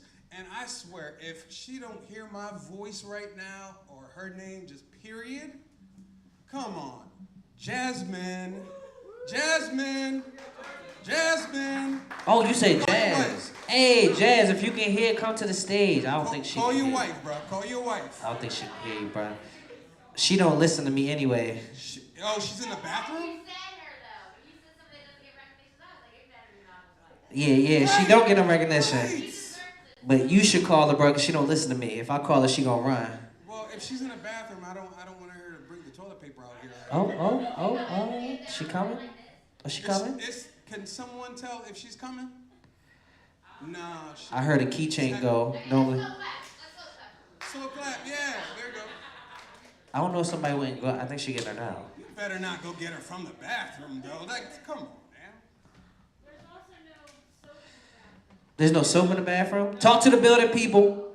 Complain to them. Complain to She's them. like, this is the perfect time to talk about that. No soap in the bathroom. Get Tell it them together, lower our guys. rent. Tell them lower our rent.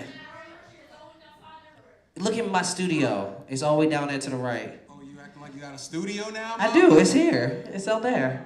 I've been here multiple times. You never once showed me your studio. Oh, What fat. is up with Sorry. that? It's right out there in the lobby to the right. That other door that don't nobody go through, that's mine. Is it locked up?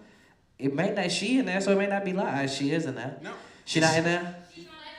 She's, you know, All right, hold look. on, hold on. Let me check if she's in the resource room. Yeah. Do a dance or something. Do a dance. I would like to thank all y'all for coming out here. This is such a great event. And yes, give it up for yourselves. We could not do this without y'all. I definitely was not doing a dance. Fuck that. No. But we do thank all y'all for coming out here and being brave enough to tell y'all stories and shit. Like, that is powerful that y'all feel comfortable enough to talk to people that you may not even know. And it's live stream, so it's a lot of people you may not know that see it. So, like, you're brave enough to come up here, and that is dope as shit. So everybody that's on this list, please give it up for yourselves, and everybody give it up for them. Yeah. We did not find her. We can't wait all night for your wife, but this is my same problems I be having. That's why I be late everywhere. She not in. Liar. And in Spanish, mentirosa. Come on, man, you lied. That's why you're late everywhere, and you're gonna put that out in public? Yep. As long as she not in here, that's what I said. Okay. When she come in here, I said different. Somebody's calling her right now. Okay. All right, I'm gonna share a poem that I wrote real quick. This is 6 years in the making. Woo, woo. It's that one. Attention deficit disorder. A to the DD. It's funny how people think it's all about being distracted by squirrels. But you'll learn losing your phone, wallet, and keys 4 to 5 times a week, it's a personalized hell. You'll see. Or when your boss has specific and important instructions that end up being more than 3 steps, and all you can do is say, yep, I got it.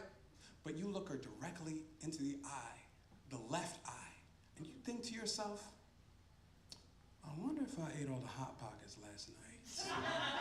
I mean, I'm not even hungry like that, but I don't feel like I had 2 Hot Pockets.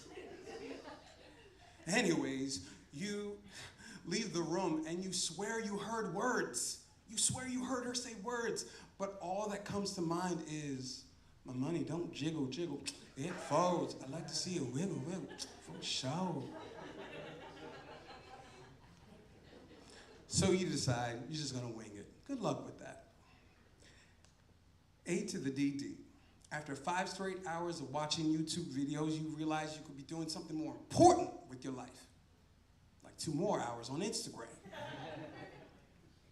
Or when you have a to-do list the size of Kingdom Come and you easily become distracted by searching, can germs catch germs? Or who would win in a fight between a taco and a grilled cheese sandwich? Or, everyone can relate to this, how can I get paid more without actually working? A to the DD, how the fine details are not as important as figuring out the reason Netflix canceled Raising Dion after 3 straight years of saying they will be back. 3 straight years. Or how optimistic you are to start the 5 new projects you learned on TikTok. Hear me out, okay? What if we petition Michael B. Jordan to get the show Raising Dion back and just, It's a good show. It's for the culture, people. Okay, next up. A to the DD. ADHD's less energetic brother that never got as much attention as HD because doing backflips in the living room and crashing into the glass table wasn't an option. Because, you know, when you've been on page 1 for the same book for the last 3 days, just keep jumping the lines. A to the DD are my cuffs and my cape. I never had a homework assignment that wasn't turned in late. I live in a glorious sense of disorganized chaos and I resign to my fate. So I accept the A through the D because without it, there is no optimism, you see. I become immaculate in anything that is impromptu. You give me a mic and a stage and I just might surprise you. So you can go ahead and drop the last D for disorder because this is me. This is me. But I mean, seriously though, what if we got a collection plate going and somebody reach out to Michael B, just be like, let's bring this show back? Because 2 seasons and out just doesn't sit well with my spirit. I don't know about y'all, but like, damn, we out like that? For the culture.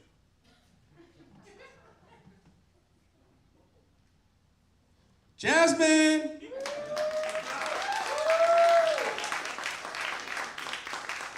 You're lying. She's hiding. Find her. It's not a witch hunt. I still got time, bro. Yeah, believe it or not. I got a quick one. It's called Spoken Unheard Words, and I know that a lot of people... Do you guys want to hear it? Yes or no? Okay, good. I'll be quick. Fighting a battle that no one else can see. It's like drowning in an ocean without the sea. Or like living in a body without the me, using every last ounce of energy to lift my head, a body starving and feeling left for dead. The stains of the stigma are so deep, praying to the Lord God above or anything for my soul to keep. I screech, I yell, I yeet. The mouth opens and nothing comes out as if I cannot eat. The silence is so loud. I speak, I spoke, I used every word. Mom would have been proud, and still nothing. And still nothing. He, she, they, me, we are all crying and trying to say something. And still nothing. And still nothing. Thank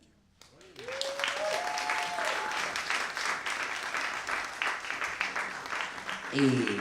Give it up for David one more time, y'all. Yeah.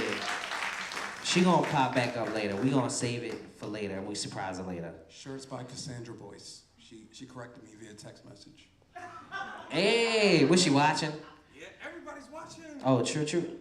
Shout out to people on live stream. Give it up to the people on live stream. Yeah. In the comfort of your home, watching this shit. Thank you, thank you, thank you. So, I don't remember who turn it is. No, not like who go, but like who turn it is to count. It doesn't matter. You go. I'll do the next person. Well, the next person is an intermission, but let's not talk about that. Heather is not here. That's why I went. Heather! Hey, give it up for Heather, y'all.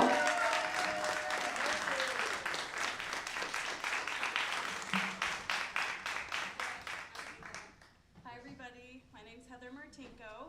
I am living with anxiety disorder, PTSD, and bipolar 2. I had a poem, but I've been so moved by everybody else's stuff that I was too nervous to do my own. So, don't feel bad for me. Maybe I'll do it next year because you know I'm here every year. This is my absolute favorite fundraiser ever. I look forward to it every year. Like I said, Tyler's one of my favorite people ever. I, like Patrick, I'm a facilitator for NAMI Connection Recovery Support Group. So and I've been doing it for 7 years. What's important to me to tell you guys about NAMI and NAMI Anne Arundel County is that it changed my life. I was in a really bad place for about 6 months before I went to my first meeting, and I walked down this really long hall in this church that was super old, and I was like, this is like a bad mental health hospital, and I'm like going in here with 6 people, right?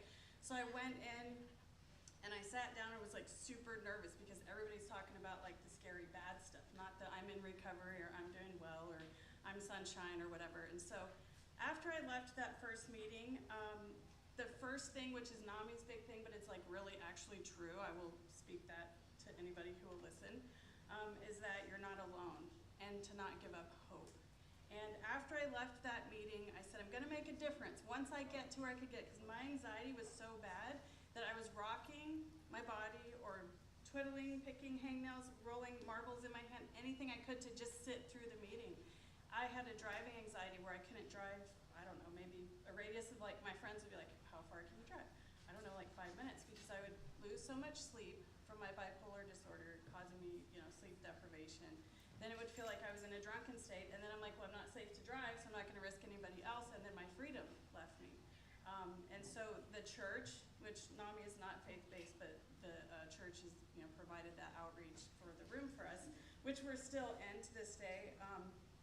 It made a difference for me, and when I left there, I was like, oh my God, I'm really not alone. Like, that's a big deal, and it only takes one person to make you feel and know that no matter what you're climbing through, how dark it is, and most of the time I'm pretty happy and outgoing, but many people don't see me when I'm not doing well, because I don't want to burst the positivity light that I tend to exude because I love life so much. So anyways, it changed my life, and Patrick's been facilitating for about 4 years now. I've been doing it for 7. At one point, it was every Sunday from 6 to 7:30 for many years. And I wouldn't be able to do that without my husband. He's been the big support because he saw the change. And I kept doing it, and I will still keep doing it as long as I can, because we see not only how it changes lives and improves wellness, but also saves lives. Patrick and I have, someone came into one of the meetings and was scared to death to talk or didn't want to be that person, and we know what that's like. And some days I'm still like, why do I have to live with mental illness? Why do I have mental illness? So I use it for the good. I'm very grateful. My best friend's here. Hi, Andy, I love you. She lives like 5 minutes away from me, and we're both military spouses.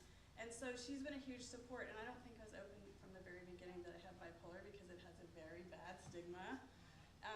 But she would come and pick me up. She was my person outside of someone who had mental illness, who actually understood. I remember asking her one time, what would you say? And she's like, mental illness, someone living with it is really hard. It can be really hard. But also, she's also told me that I'm one of the strongest people that she knows. I love you, I'm sorry. So people like that, my husband, my best friend, Patrick's one of my very best friends, and we both have like minds, like in more than one, many, many ways, I should say more than one. So that makes a difference. So you all being here tonight, people online, I know we're trying to recognize them too, because you guys are important. Sorry about the rain, maybe. So Ann and I, traversed the monsoon or whatever. I literally just got back in town a couple hours ago, so I'm a little hypomanic from sleep. Because I was on vacation, and I was like, not missing it this year. So I'm so glad you guys are here. I feel all the feels. I've had a little tears and stuff because it's so amazing and wonderful, and I love it. And this is super important. So thank you for everybody that's participating. If you don't have a person, even just one person, whether it's a friend, a spouse, hopefully someone who has similar struggles like you, because no one knows that unless they've actually been in those shoes.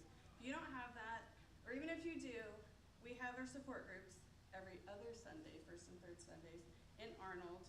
You don't have to be an Anne Arundel County resident, because when we were on Zoom, which we didn't love, but when we were, we had people coming from some of our friends that were in the group originally that moved out of state, or people in other counties, so we welcome everybody. And I'm not a spokesperson for NAMI, I just love it so much because it helped me make it. It helped me make it. And like I look at Patrick, and I'm finishing up my timer, probably past 5. I look at Patrick and I see all the things that we've been through. I love you. And we've seen each other through times where you didn't know if you were gonna make it. So I stay here and proud to say that I'm grateful. I'm grateful for birthdays, I'm grateful for friends, grateful for this opportunity to be here. And if you have any questions, I have the NAMI sticker on too. So an intermission or after, whatever, come see me. Thank you.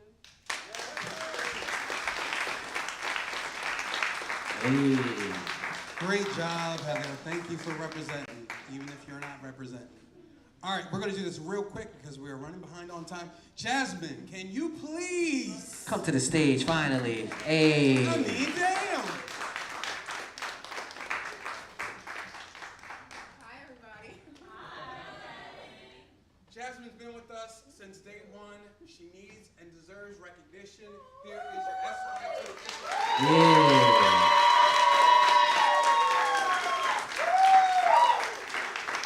Nobody sees how much you do, so we wanted to bring you up here to recognize you. You know, you done a lot for, you know, especially me. But like all the events that we do here, you always help, always here. You know, she set up these chairs, you feel me? If the chair was an inch off, she pushing the chair over a little bit. So yes, yeah, give it up for Jasmine, y'all. Give it up for her, yes. You wanna say something? All right then. So if you guys want to order one of these shirts, we can make you a custom one. We'll ship it out to you. Shirts are going to cost a total of $30, including the shipping. Hold on, you gonna wash them like you did this one? Because this one smell extra good. You gonna wash them for everybody? Nah, I'm not going to wash them for everybody. Unless they're going to put laundry money in there too. No, sir. Sure. Yo, he washed these joints. These joints smell good. How could I give you guys dirty shirts? You Get could. it off the rack from the store, you go home and you wash it, period. True. Facts. We're running behind, so we're going to skip the intermission, guys. If there's something that you guys want to pick up, there's more pizza, there's more water and drinks. Cupcakes in the middle. Cupcakes, $8 a pop. They are delicious. Do you guys happen to have the cheesecake cupcakes? No, $3. $3. Oh, you can get two cupcakes for $8. Did you say discount?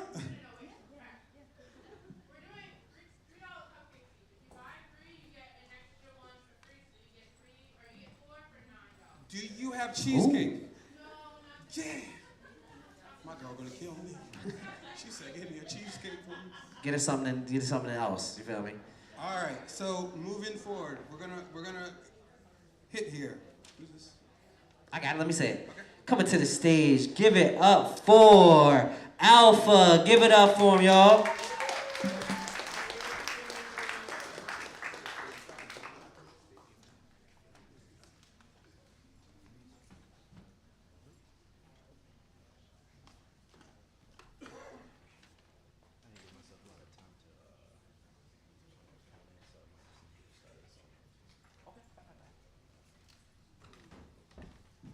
Hello, everyone.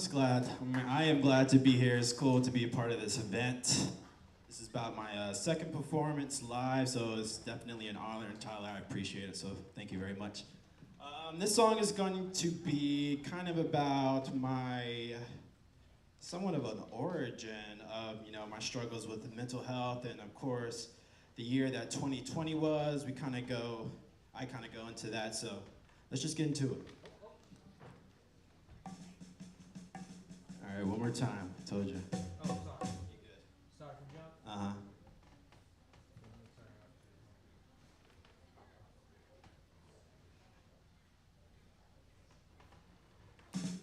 Lost mom at 15. What else was the world gonna take from me? Damn, shutdown, couldn't speak. Didn't know pain could be this crippling. Damn, and it bled for me. Getting close to people just to lose them seemed like some more bad dreams in store for me. Plus I couldn't sleep, existence torturing. And that ain't work to see. Wanted love, but excluded everything. Found myself in the dark, lonely. Offered help, but it didn't work for me. Everyone said it's just me as a little kid. And I was so mad because I felt like the therapist. Hey. This song is called Let It Go. I'm trying to release a project by the end of the summer. You can follow me on Alpha Destroys. Just want to get that in. Let's get to it. Hey.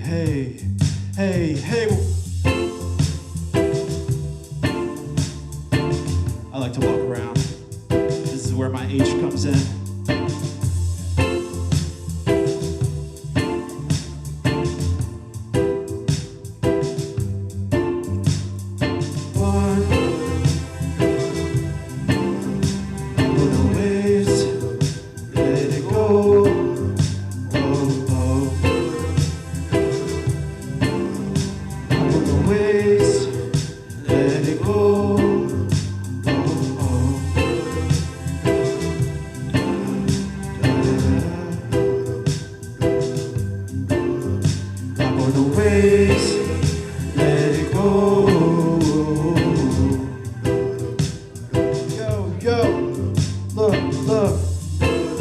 at 15, what else was the world gonna take from me? Damn, shut down, couldn't speak, didn't know pain could be this crippling. Damn, and it bled for me, getting close to people just to lose them seemed like some more bad drinks in store for me. Plus I couldn't sleep, existence torturing. And that ain't work, you see. Wanted love but excluded everything. Found myself in the dark, lonely, offered help but it didn't work for me. And everyone said it's just me as a little kid. And I was so mad because I felt like the years went on. One day I had a thought, on that day I gained more than what I lost. I obtained my true sense of purpose. Gotta find the knowledge within the lost. Found out that I could be a man that could stand for the people when they can't. Tired of always getting served the underhand. I get you, my brother, I know. Get you, my sister, I know. What we gotta do is take back control of our mental and emotional flows. This is your story, you tell how it goes. You might not think you're capable to do that. I'll tell you something not everyone knows. Wanna be happy and can't seem to do that? You believe it, then proceed to let that shit go. And then hop on up, then let it go.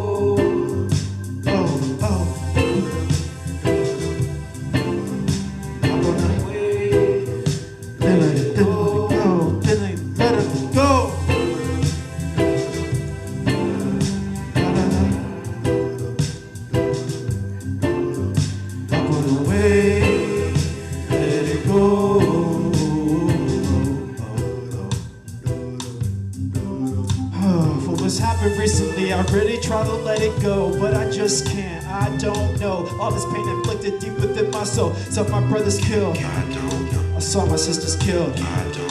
With their hands up, their warmth turned to cold. Hope these copper crackers get what they're owed. Hope these motherfuckers reap what they sow. Life without bail, I don't know. Eternity in hell, I don't know. Supposed to think like with forgiveness, right? Can't sleep at night, the wrong's wrong, right? Justice system working only for the worst. Rotten house got free just tonight. Hard to think, Christian with the devil winning. God, please just help us make this right. God, help us make this right. Lord, please help us make this right. Shit ain't right. Lord, please, Mom. With the things that you said to me, know your legacy could never be dead with me. Body's gone, yet I feel you so presently. I know you're watching from places so heavenly. Many years, not knowing where I'm going, just a teen. Lord, please show me the strategy. And he did, just a kid when I saw the signs that the stars are alive for me. Hey, the universe lies to me. Your destiny manifested, G. I matured enough to know what is best for me. Letting go the pain of being new better me. Letting go the pain of said I'm letting go the pain of letting go the pain of being new better me. Letting go the pain of being new better me. Thank you. This song is called Let It Go. Again, you can follow me on Instagram at Alpha Destroys. Thank you for your time.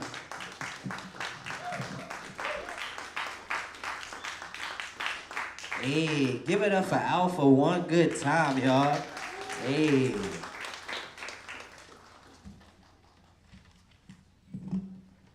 Here you go. Such a gentleman. Thank you. Yep. Oh, it's my turn. Yep. All right. We rolling, we rocking, we going. Welcome to the stage, Scotty A.P. Hey.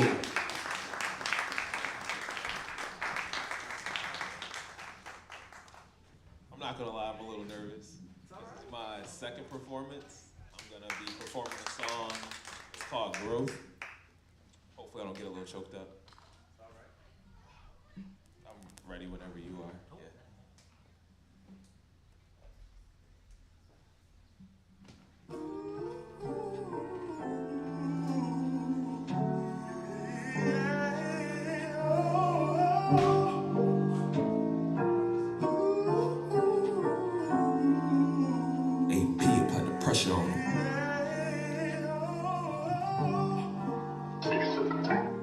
Growth, ain't what you seen in me.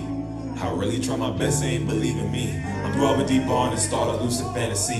Got jealousy and envy on my mind controlling me. They really got a hold of me. They got a hold of me. So tell me what you really see. They wanna see the best in me. Now they don't wanna see it. Now they don't wanna see it. Now they don't. They really see the big go getter, go figure, go counting all this money I'm getting to 8 figures. Can you see the big picture? No, you can't, cause they plotting on my downfall. Wanna see me fall hard. Never had my back, never in it for the long haul. Watching niggas struggle out the mud when you ball hard. Never gave a fuck about a nigga, just a lost cause. Done with all the drama and the problems with a fresh start. Done with all the bullshit. Done with all the cool that ain't cool shit. Done with all the niggas on that full shit. Done with all the fake bras and niggas I ain't cool with. Done with all the talking, I'm just trying to make a move quick. Nigga better move quick. Why you keep on talking like you know me, you don't know shit? Couldn't keep it serious, you too wild with them loose lips. Now I got a dip split. Now these niggas saying that I'm switching on some cold shit. Done with all the gossip, done with all the nonsense. Why they keep on lying on my name like I ain't bout it? Why they trying to keep me from the fame like I ain't shining? Baby, I'm a diamond, niggas out shit bobbing. Growth, hey, what you see to me? I really try my best, they ain't believing me. I'm rubbing deep on and start a lucid fantasy. Cause jealousy and envy on my mind controlling me. They really got a hold of me, they got a hold of me. Now tell me what you really see, they wanna see the best of me. Now they don't wanna see it, now they don't wanna see it, now they don't wanna see it, no.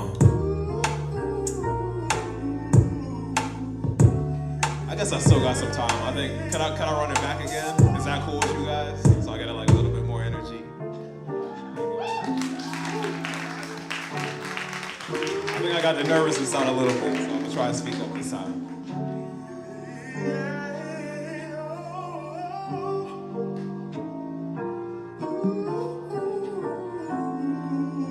AP applied the pressure on him.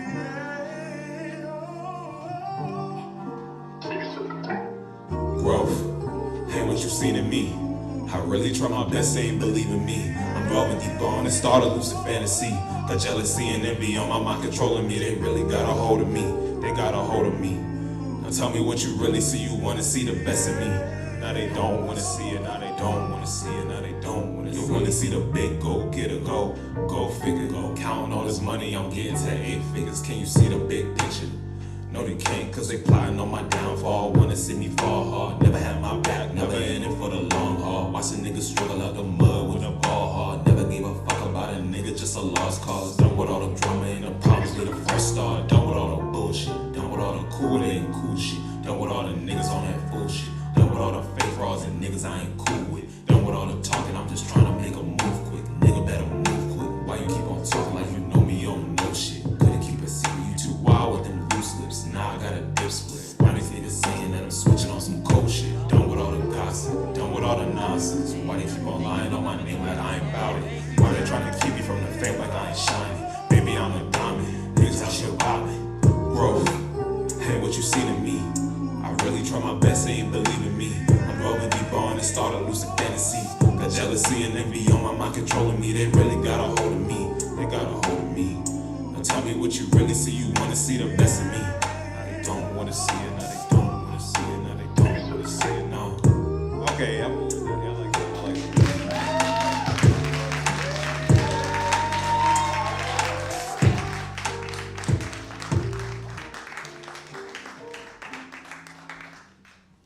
Yeah, thank you guys again. Shout outs to Scotty AP. Give it up for him, y'all. Hey. What is the paper, Marvin? Oh, I got it in my head. All right, I trust you. I know the next person. Oh, it's right here. Same. I know the next person anyway. Coming to the stage, give it up for Damn Dama. Give it up for. Yeah. Demaya. Oh, sorry. Damn Demaya. Give it up for y'all. Hi, y'all.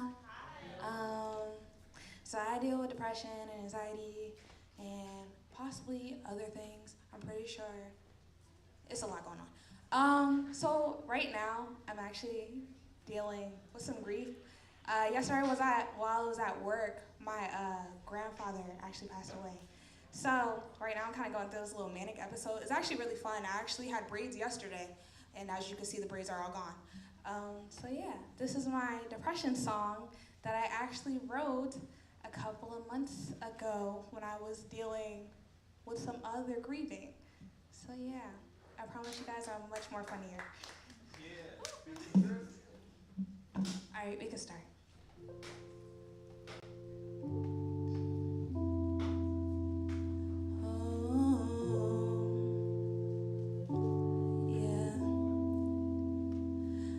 think about moments, not days, and I try to get away, and I try to stay out of the depression. Think about everything I say, and I try to get away, so I start running from the darkness into heaven. I'm trying to rise again, but it keeps knocking down on me. I was once up and then it came and kept on me. It'll never, never, never let me be so free. Took all my hopes and took all my fucking dreams. I can't breathe.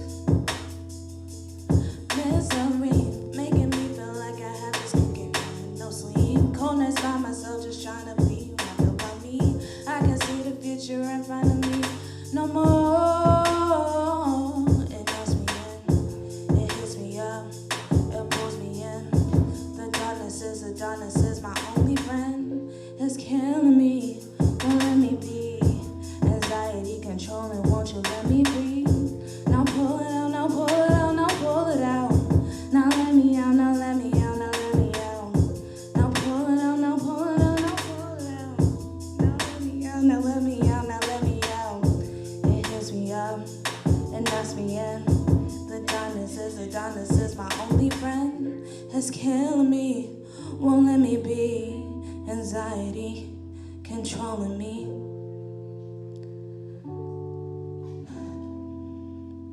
Do you hear me now?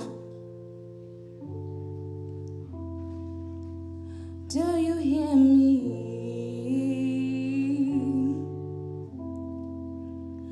Do you hear me now?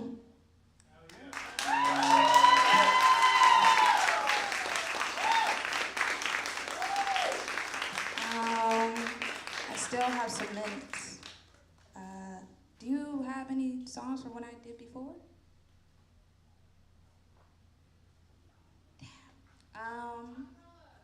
Acapella.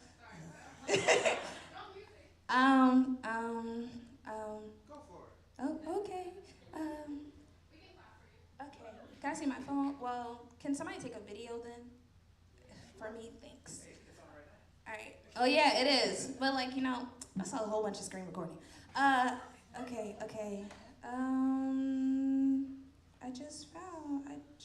I just wrote one at like 6 a.m. with like some manic tendencies. It's really fun. I'm sorry, y'all. I'm gonna be quick. Oh God. Jesus, no. I'm trying to hurry up before my time right now. I'll be quick. I promise you, this never happens. So how's everybody's day going? Say it all at one time. Oh my God, guys, I've cried so much. Okay. Begging on my knees, wondering why you don't ever just want me. Why you gotta play these games? Why you're not issue? Do you need tissue? Figure out what you need before you break me, babe.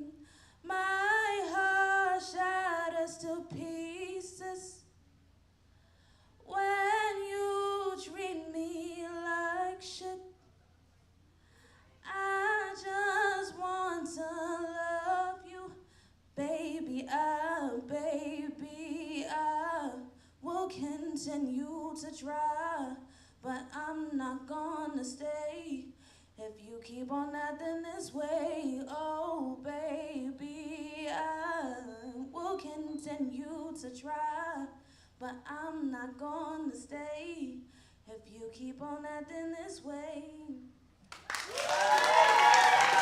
I would just like to say I did fucking great. Wait, because y'all don't understand. I've been doing horrible. Okay, thank you.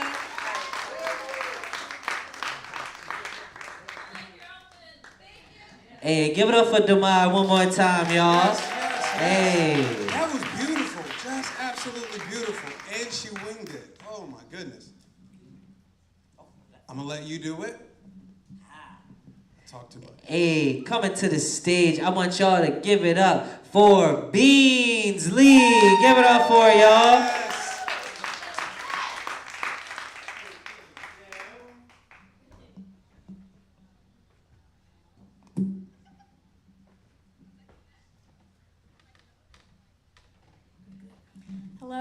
everybody doing tonight?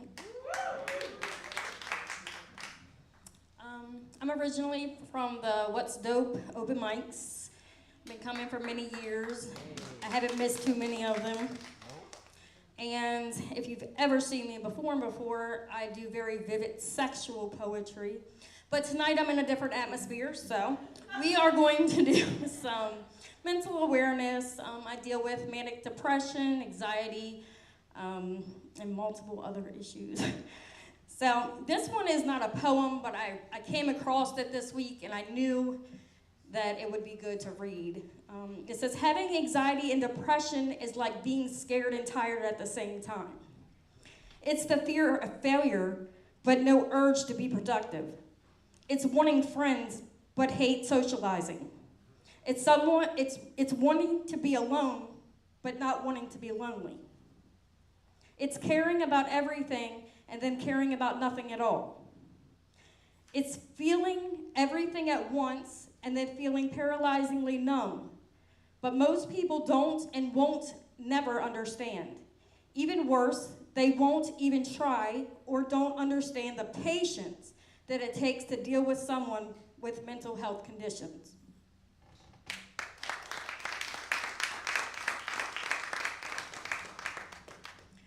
Back in December of 2020, I admitted myself into a mental ward. I was there for about 1 week, and it was because I was dealing with anxiety. I could not, for some reason, I could not get myself out of that in my life at that moment. And I went 5 days without 1 wink of sleep. I thought I was going to die, I really did. So that's what I ended up doing for myself, and it's the best thing I've ever done. But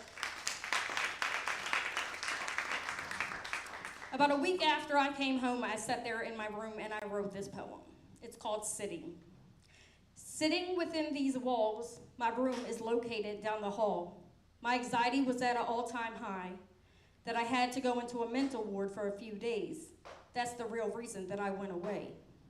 Went through more than I could ever dreamt of, hearing people screaming at the top of their lungs, one getting so out of control, they strapped her down to a bed, filling her life in her head with dread. New doctors, new meds, praying to God that this works. Mental illness is so real, I can tell by the way that I feel. I never want to go back, that shit was so whack. Even though I met some cool peeps, we colored, played bingo, did puzzles, and we even danced to music with a disco ball. The hours went by so slow as if time was a standstill. Thank God for health insurance, because I wasn't ready for that bill. Been home for almost a week, taking one day at a time. So far the meds are working. I keep telling myself to stay strong, so nothing else goes wrong. Time will tell, so far I have not fell. Sitting within these walls, my room was located down the hall.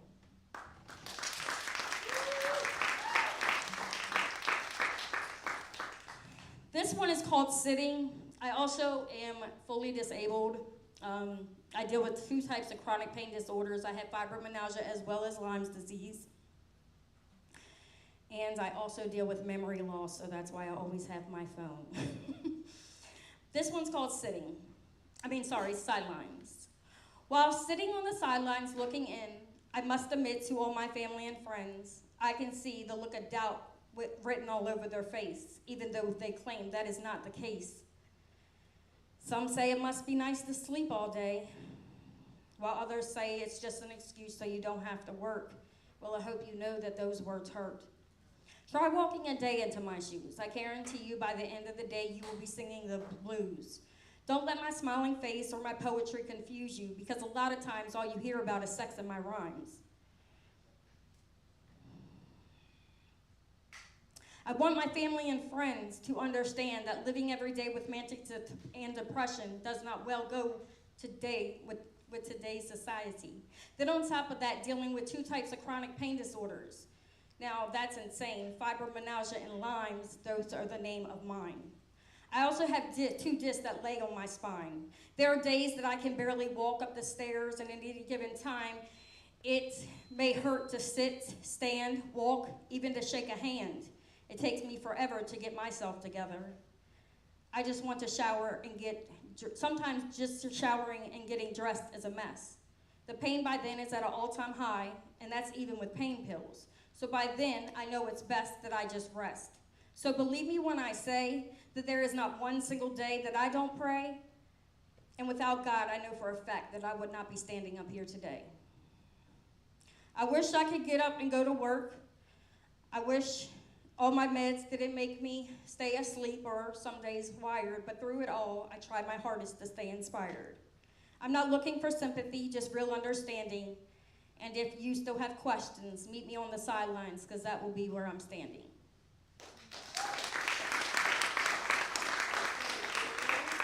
Thank you, thank you, thank you. I want to thank everybody that put on this event, because I'm very privileged to be standing up here.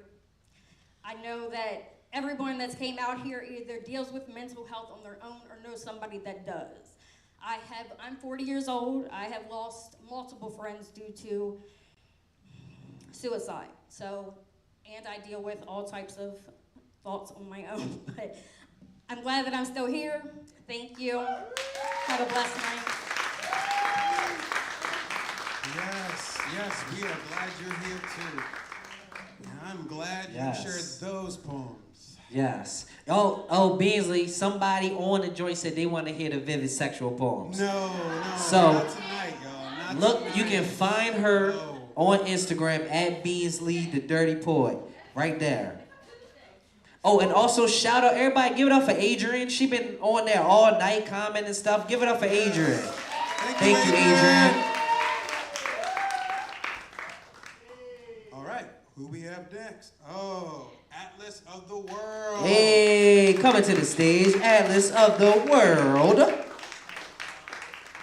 My girl's a super fan. Hey, we got a couple super fans. What's up, all you beautiful faces? It's honestly pretty cool being one of the younger speakers here tonight, because a couple mentors, they always tell you, like, surround yourself with older people, those who are knowledgeable, always try to be the least smart one in the room, things of that nature. So being here, listening to you guys, it's a big step towards my musical career. So I'm a hip hop artist, started right here. What's Dope, shout out to you guys, because from those Tuesday night open mics that you guys have heard about, I've been invited to Alabama, I've been flown out to Georgia, I have made it down to Miami, done a lot of things just from that. So want to shout out What's Dope. Before we get into two songs describing my mental health and my perspective on the race, battles that are happening in the world and things like that, I just want to give you guys a brief synopsis. I don't have any spoken poetry for you like I wanted to. Left my flow book at home. But I'm 24 years old. I go by Atlas of the World, ATLASOFTHWRLD. There's no O in world, RIP to Juice WRLD. I don't know if you guys know who Juice WRLD is, but he was a very prolific young artist, and he was only in the industry for about 1.5 years, and then he overdosed.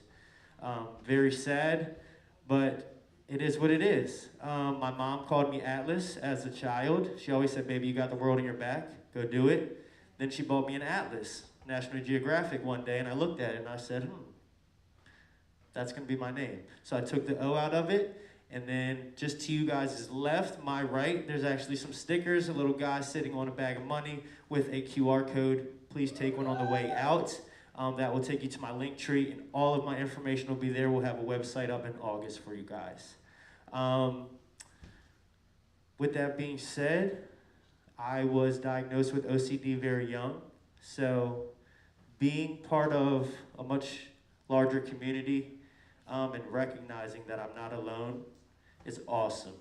And as a younger artist in the hip-hop industry, I've grown up in a society that gets excited about the drugs and the guns and the money, and my job every day is to cultivate complete freedom from suffering through my music. That's what I see. So society does a very good job of telling us we're not cool enough. So as artists, just know that you guys are appreciated, and know that I'm learning so much from being here with you guys. So I'm excited to share my music with you guys. Tell a friend to tell a friend. And it's awesome. So let's kick it off, big dog. First song is going to be called Endangered. It's actually a little story about how I used to sell drugs, and then I made a decision to stop and sell my music because I realized that that was a lack of self-worth. Then the next one is going to be called Stepped On, which is a very political message. Hope you guys feel it. I'm going to turn the energy up a little bit for us. I'm a rapper, that's what I do. So whenever you're ready, Malcolm, you click that play button from Big Dog. Hey. Heard they like my shit, I ain't signing no deal. Turn me down a little Hunger bit. pains, I'ma ask them how they feel. Hey. Sadness. Sadness. I say they worried about a cell, I'm worried about a casket. The reason I don't sell no more, I've started rapping. Hey.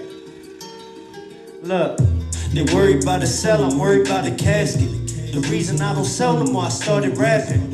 I never asked for help. And still I made it happen. I was nothing, now I'm something. You don't know me, bitch, I'm Atlas. I can't go for nothing, cause I know my kind endangered. Ain't too many like me left, but boy, that's why I'm famous. Either getting money, smoking weed, or making bangers. Got everything I wanted, I ain't doing no complaining. Life changed quick, I was just out banging. Showed them I could spit, now I'm selling out stages. Touching all these mics, I was just ripping stainless. I can't go back to that corner, I got too much on the line. Some people turn their back on me, couple told me lies.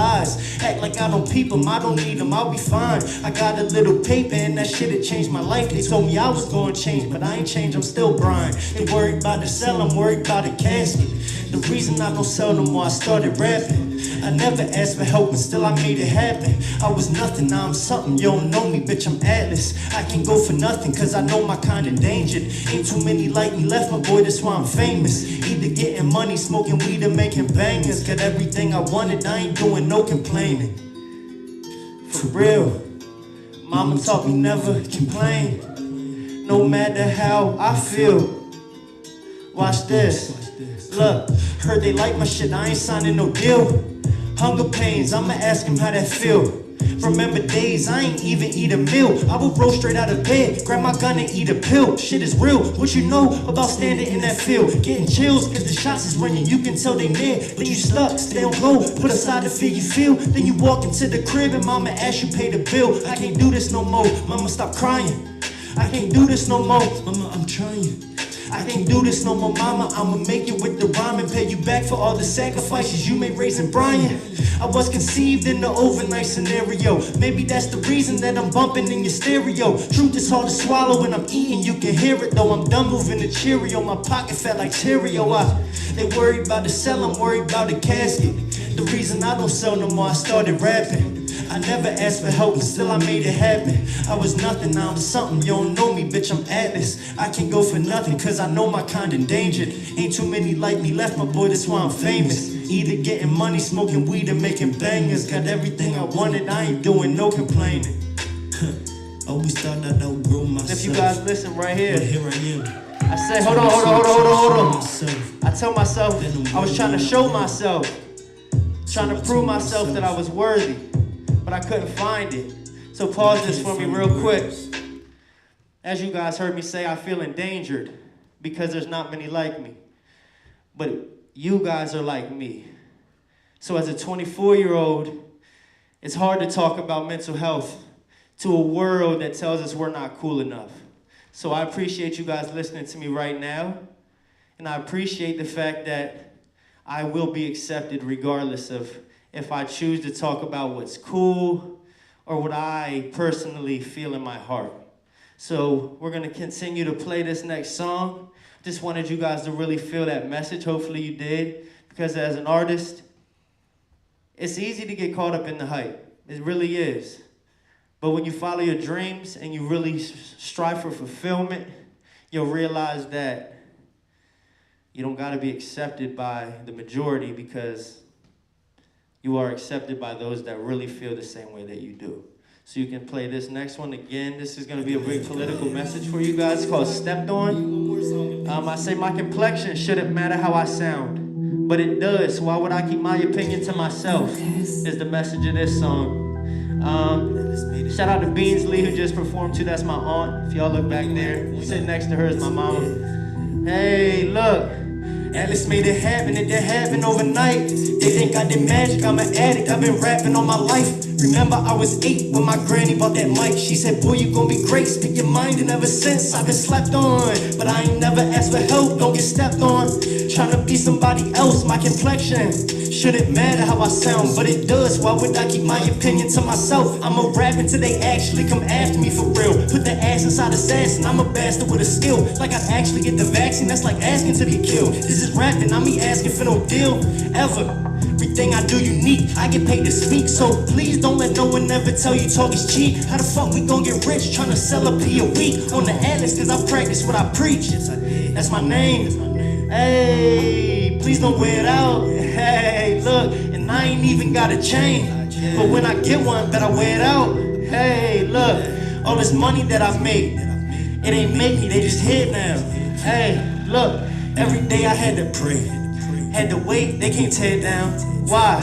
Cause Atlas made it happen, it didn't happen overnight. They think I did magic, I'm an addict, I've been rapping all my life. Remember I was 8 when my mama bought that mic. She said, boy, you gon' be great, speak your mind. And ever since I've been slept on.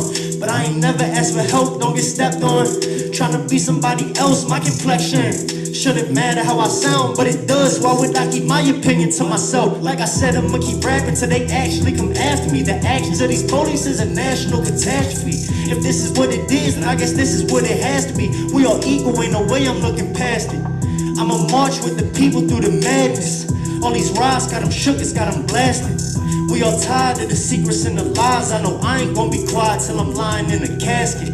It's Atlas. Hey, hope y'all felt that. Hope that didn't go in one ear and out the other. I appreciate you guys. I hope you like the energy. Honestly, I was a little nervous coming up here. And I've been on a lot of mics and I've been in front of a lot of people. But being an artist is vulnerable, and you gotta be transparent. And when you're speaking to an audience that you know is listening, it's a little different, you feel what I'm saying? So, again guys, ATLASOFTHEWRLD. I'm on all social media, I'm on all streaming platforms. If you don't follow me, that's cool. If you don't wanna check me out, that's cool. I'm sure I will be on the cover of GQ, Fader, National Geographic, and a lot more in less than 5 years. So shout out to the city of Annapolis. Shout out to What's Dope. Shout out to Speak Your Truth. And shout out to us, artists of the world. Appreciate you guys. Hey, give it up for Atlas, y'all. Yeah. Yes. All right, thank you for that. Thank you. Next to the stage is Lisa Rowe. Lazaro. Lazaro. Hey, come on to the stage, Lazaro. Thank you. Apologies. I forgive you. Okay. I was considering sitting down, but I'll just stand. My name is Liza, and I'm gonna share with you 3 poems, and the first one is called Feel It All. It's gonna be in my next book, which is gonna be called The Egoic Poet. Okay.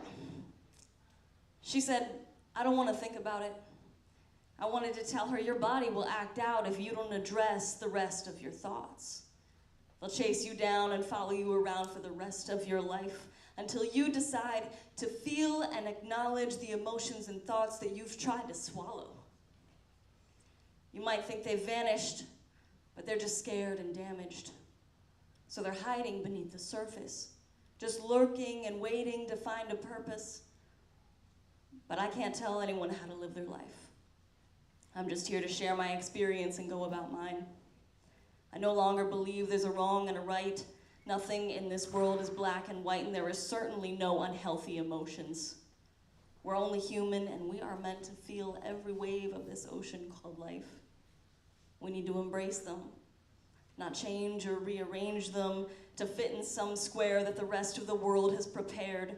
Fuck that shit.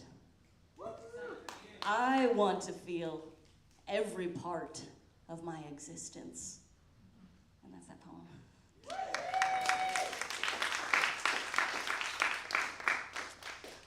Then we have, this one's called My Demons. My demons don't hibernate. They sleep next to me for as long as I sleep. Then they sit on my shoulder and tug at my earlobe. I tell them to leave, but they ignore the word no and every other ripened rejection. I've had to talk myself out of receiving validation. Like I'm looking over ledges, my inner critic is crazy. She's got all kinds of ideas one might describe as unrealistic expectations. But I wait. I am patient. An afterthought affirmation I continue repeating, a meditative mantra meant to make my mind go blank and prevent my ego from proceeding.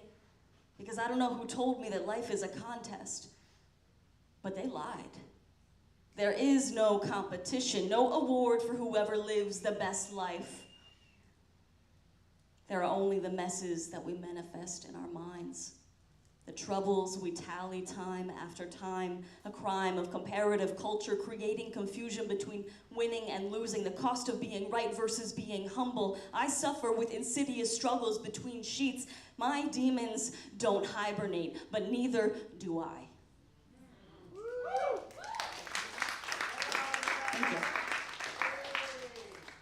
And then the last poem that I have is one that I should have memorized, but I'm just gonna have it here in case. It's called High on Life, and it is from my first book, which is called The Sober Poet, a collection of poems from a recovered alcoholic, and that's me. I'm so high on life that misery wants to tether me. Strap me to the ground, slip me in a straitjacket, and institutionalize my habit of snorting more than my fair share of joyful freedom. Crushing lines of life, inhaling deeply through narrow holes into my empty and open soul. My body goes cold and numb with a pleasurable touch, knowing that death is on my doorstep every moment. I'm sure that if I close my eyes, I can relive that hopeful, submissive event when I gave up control and floated with my spirit. My dearest ego, it is time to take a vacation. Your services are no longer needed. Consider this your deflation, because I've seen enough crazy to last an eternity. I've birthed a new phase. This is my millennium of maternity. Unearthed greener days, and now my life is flourishing. If the rain keeps a beat, then a storm is a symphony. And if I am complete, then God is within me. If I can speak, then I could share subliminally, or I could be direct with my words, say what I actually mean, quit fucking around with poetry. But if you've been listening, it's all the same thing, isn't it? Thank you. And if you would like to follow me, my Instagram is Liza, Liza.roe, R-O-E, .outspoken. And my book is available on Amazon. Thanks. Yes, good job. Wow. Give it up for Liza, y'all. Yeah. That was wonderful. Wonderful, wonderful. Right there? No. Back. So, coming to the stage, I want y'all to give it up for Moments with Morgan. Give it up for her, y'all. Oh no, Morgan no está aquí. Moments with Morgan, okay? You can have a moment with her, but not here. So, who's next on the list? Nia. Hey, Nia! Coming to the stage, Nia. Hey. Hi. Hey. Hello, peoples.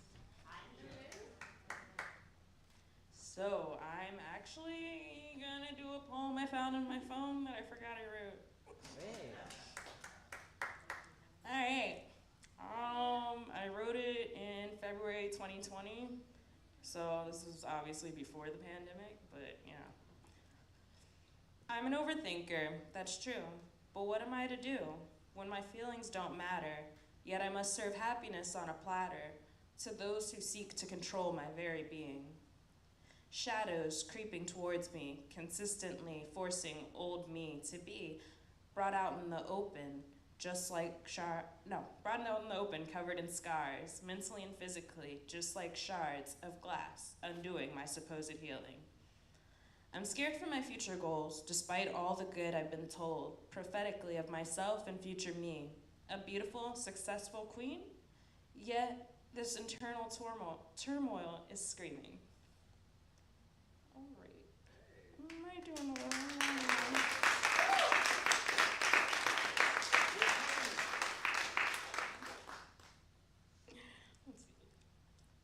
Here's a short one. It's called Thoughts, because I didn't make a title. I'm my weakness, my own worst enemy, when I should be like a BFF towards me. It gets difficult the more I unpack, wondering when the day comes for me to attack my dreams and goals wholeheartedly in motivation, as opposed to this underlying self-sabotaging situation. Thank you. All of that was sad.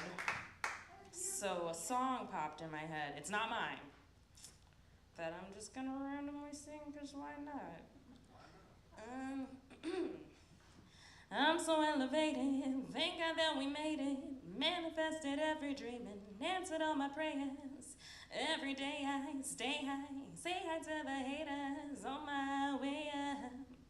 There ain't no way that you can ever get me down. We ain't the same, I'm moving different now.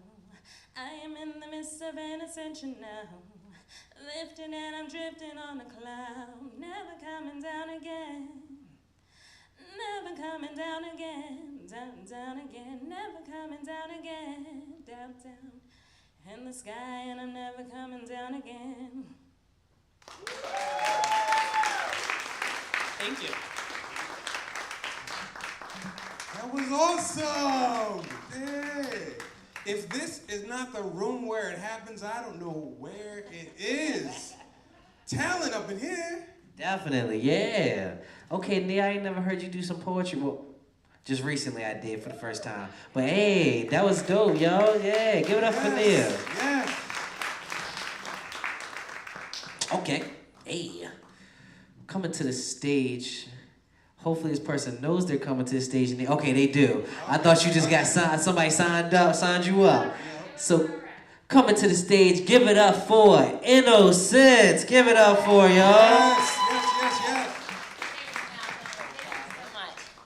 It would have been all right. I'm a mic controller, so I'm always ready to hold the mic. Hello, everybody. My name is Innocence, and I was invited to come to this, I guess a few months ago when you guys were here, and we were given the honor of handing out some backpacks to the less privileged after the show, and it was a very rewarding experience, and we got to meet some really awesome people doing so. And I would just like to say that it is pretty freaking awesome that people can come together and talk about mental illness and it not be a pity party or made you feel like we're weak or we're less than. I have been diagnosed with mental illness since I was 15 years old, and throughout the years, it's been a different diagnosis based on what's going on in my life or how smart the doctor was or where I was at. So I was a victim of childhood trauma. I was sexually molested for 7 years by someone who was supposed to protect me. And when I was old enough to believe it was not going to happen to me anymore, but happened to my little sister, I finally told on the person and stood up for that so that it didn't happen to her. And by doing that, I lost my entire family because I brought shame to our family. So I have 16 brothers and sisters, and a mother and a father, and aunts and uncles and cousins, and from May 25th of 1992, it's been me and my little sister, pretty much. And it's okay though, because we're better for it, and it's their loss. Thank you so much. So I am Atlas of the World's mom, and I am Beansley's big sister. And I wrote this poem when I was dealing with dual diagnosis, which is controlled substance disorder and a mental illness, if those that don't know what dual diagnosis means. I have been clean for 4 years, 3 months, and 10 days. you. But I wrote this poem when Atlas was a baby. And so I'm going to read it to you, and then I'm going to read you a children's book that I've just finished. That is, I just submitted to the Library of Congress for copyright, and I'm going to have it published very soon. I crept in for just a moment to watch his chest rise and smell his sweet breath. I gently kissed his forehead, and I prayed a silent prayer, thanking God for my perfect gift. I knew as I left for the streets to make ends meet, I was already forgiven for the sins that awaited me. See, desperate times called for desperate measures, and where I'm from, there's two lives one must live. One that's socially acceptable of lies and deceit, and one that's real and lived in the streets. With my hoodie for warmth and my Timbs laced up tight in case 5-0 tries to score, Mary J. Blige and Method Man echo in my mind, you're all I need to get by. For music helps to soothe the soul and clear the conscience, and is my only friend on these lonely strips. I wasn't brought up to sell drugs. It was never even addressed. But a lengthy list of life's hard knocks deemed it my only quest. Once I was a scholar, I was dressed to impress. Then came the facade of true love, a swollen belly, madness, and stress. Now my only awareness is my child doing without.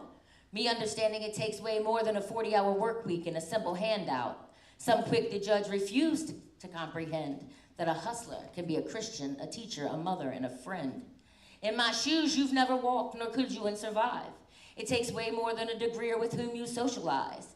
So as the 50 from the fiend's hand passes to mine, I realized then it would be another's or it's mine. I didn't make the game nor its many rules. I sat back in silence, took note for one sin I couldn't lose. I watched a many fool make $1 out of 15 cents. I realized I too could do this, for I had to pay the rent. I ask you this, have you ever had to stand in a social services line to be told, sorry miss, we can't help you at this time? Have you lived off oodles and noodles and eggs for weeks while wiping tear-stained cheeks off a child who deserves way more to eat? Have you read to your child by flashlight because your electricity was cut off? Have you contemplated suicide because you thought you played the game and lost? Well, question-marked innocence is how I label myself. There's no other way to deal with the hand that I've been dealt. It's not an easy profession nor a simple cop-out. It's reality. It's what my life's about. As dawn breaks, it's home again, and my title changes back to mother/friend. And as I quietly enter in, I hit my knees and bow my head and pray another prayer to God that the lifestyle I'm in comes to a swift end.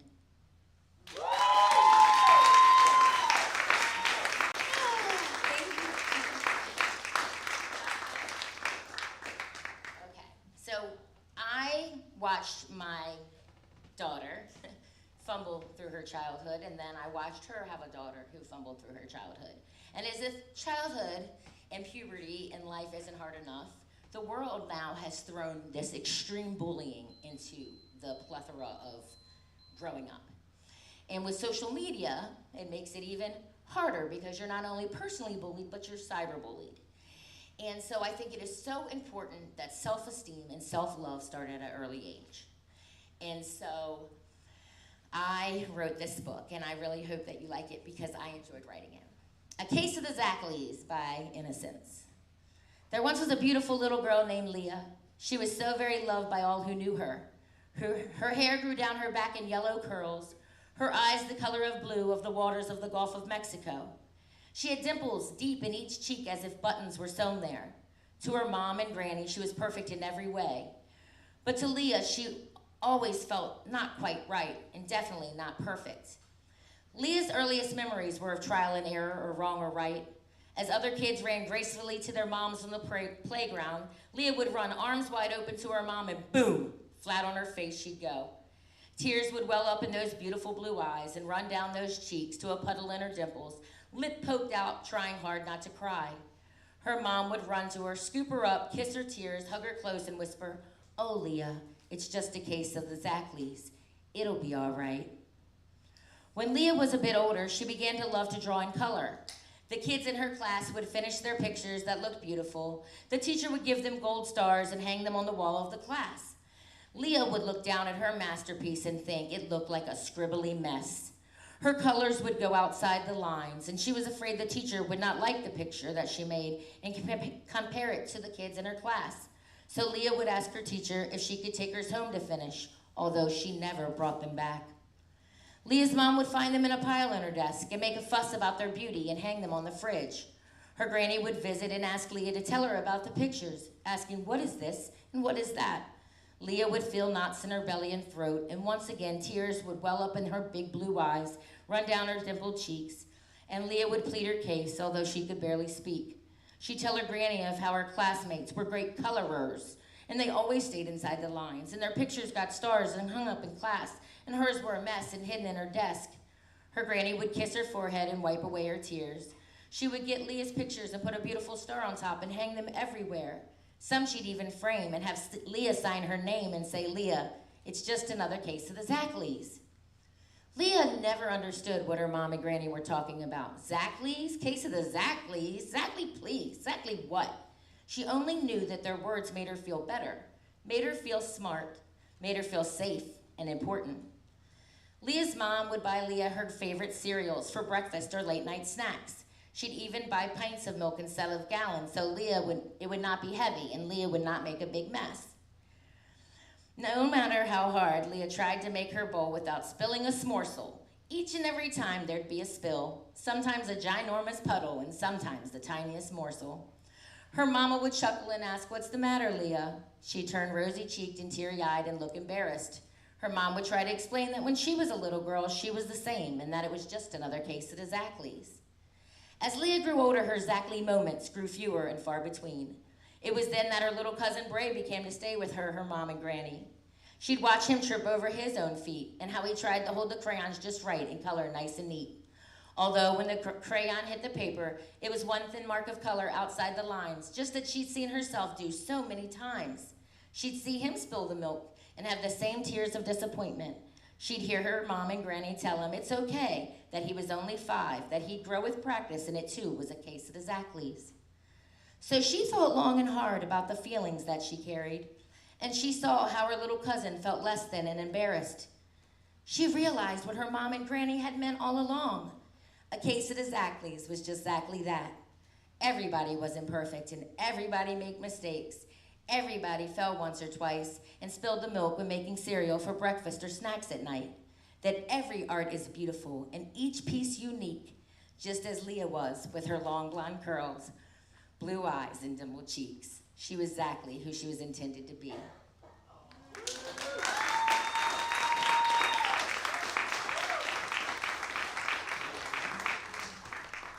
Wow, there's talent in that Yes. whole family, though. That's Yes. Alice, Mom. Jeez. Yes. Hey, give it up for their family, bro. That's dope. Yeah. Never had anyone read a whole book on stage here. Well, there's That's a first tough. for everything. First for everything. Yes, so coming to the stage, we have Joy. Hey, give it up for Round of Joy, applause, y'all. Come on. Hey. Last speaker of the night. We made it, y'all. You deserve a stage, man. Hi everyone, I am Joy Sherelle Brown, and I'm going to tell you the very shortest version of my story. I live with schizoaffective disorder, bipolar type. I have had it since I was 18 years old, but I was not diagnosed until I was 24. I went to the movies to see the movie The Artist, and in The Artist, the man who made the movie that is considered to be the best, worst movie ever, said that the movie that made him want to make movies was Home Alone. And I remember that the audience laughed at that, and I'm like, hold up, that's the movie that changed my life. I went to see Home Alone when I was 10 years old, and I'd never experienced anything like it up to that point. The theater was packed. The movie had been out for months, and it was still packing theaters, and everybody just had an amazing time watching that movie. So after I saw Home Alone, I told my parents, I was like, hey, I want to become an actress. Can you get me an agent? And they were like, no. So I was like, okay, they won't get me an agent, so how do I become an actress? So I was like, okay, I just have to start writing my own screenplays. I will direct my own screenplays. I will produce it, and I will sell it to 20th Century Fox, who was the distributor that distributed Home Alone. So I started writing screenplays, and I had like very big plans for my life. And I would write a screenplay or two every year from the time I was 10 years old to the time I was 18. So I'm in high school, I'm in my like senior year of high school, and everybody's like, what are you gonna do next? And I'm like, I'm gonna sell a screenplay. And I didn't worry about going to college or anything like that. And I graduated from high school. 6 or 7 months after I graduated from high school, I started to have these thoughts. I grew up a Jehovah's Witness.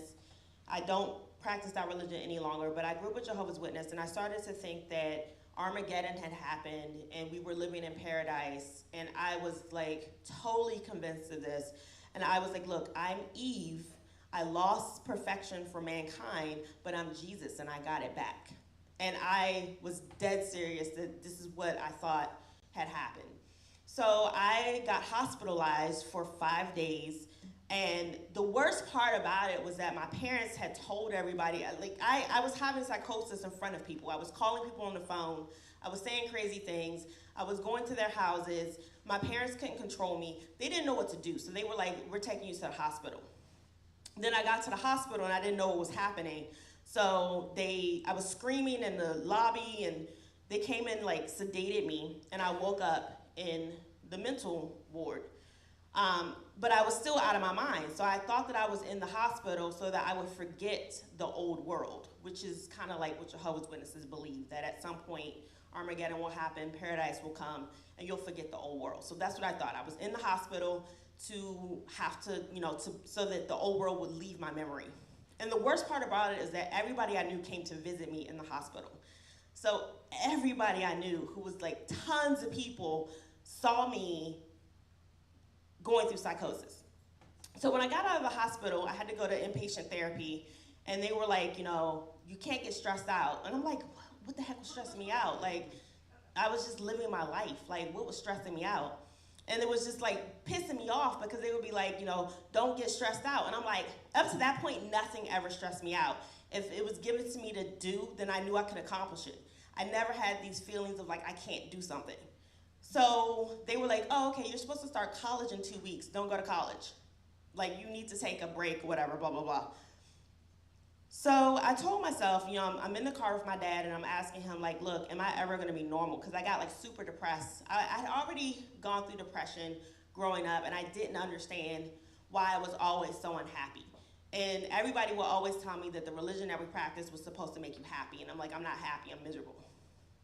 So I asked my dad, I'm like, am I ever gonna be normal? Am I ever gonna be okay? And his answer was silence.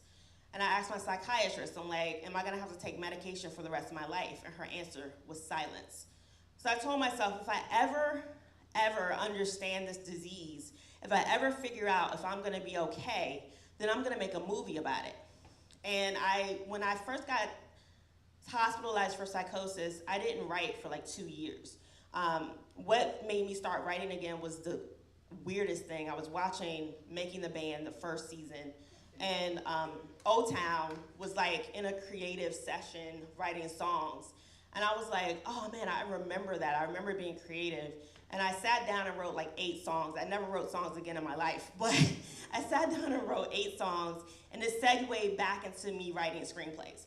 I eventually did go to college, but I was going to college to become a paralegal. Why? I don't know. I took one class, and I was just like, if I have to work that hard to be a paralegal, then I'm gonna work hard to do what I wanna do. And I switched my program over to general studies and transferred to Howard University, where I majored in film. And, oh, my time is up. Okay, so I wrote a short script in film school that was 10 minutes long. It was called Take Your Medicine. And I was like, I can't produce this because I can't find a location that's a hospital. It was based on my first hospitalization for schizoaffective disorder, bipolar type. But at that point, I was like 23 and I'd only been hospitalized once. So I was like, I can't make this movie right now. And then like I graduated from college, and on the day I was supposed to fly out to LA, I was hospitalized again for the second psychotic episode. And I was just like, this can't be happening. Like I had been 6 years without an episode. And now I was having a psychotic episode the day I was supposed to fly to Los Angeles to start my life. And my mom was like, you shouldn't move 3,000 miles away from us. You should probably stay home. And like, again, I got thrown into depression. At some point, I realized that what had stressed me out so much was being unhappy and being in a religion that didn't speak to me. And I didn't feel like I had a choice. I didn't feel like that leaving was an option. I felt like there was no life outside of being one of Jehovah's Witnesses, but it had made me miserable and it made me depressed, and what I feel eventually caused psychosis. And it took me a while to kind of realize that. And when I realized that, I had left the religion. I had been out of the religion for 2 years. I started my production company called Third Person Omniscient Productions, which I had discovered the name for when I was in high school. And I found the script in my home office. And I was like, I'm gonna make this movie again. And I added like 10 pages to it because I felt like I had figured it out finally. I figured out that what was stressing me out was doing things that I didn't wanna do. What was stressing me out was not being true to myself. And I turned it into a movie called NOS, N period, O period, S period. And it premiered at the Real Recovery Film Festival and Symposium in New York City and Los Angeles, which is a film festival that's specifically for mental health. And NOS can now be found on Amazon Prime, and it was the first official project for my production company. And now I am producing a feature film about borderline personality disorder, and how this time it's about not the person going through the mental illness, but the family member who has to deal with the person who has the mental illness.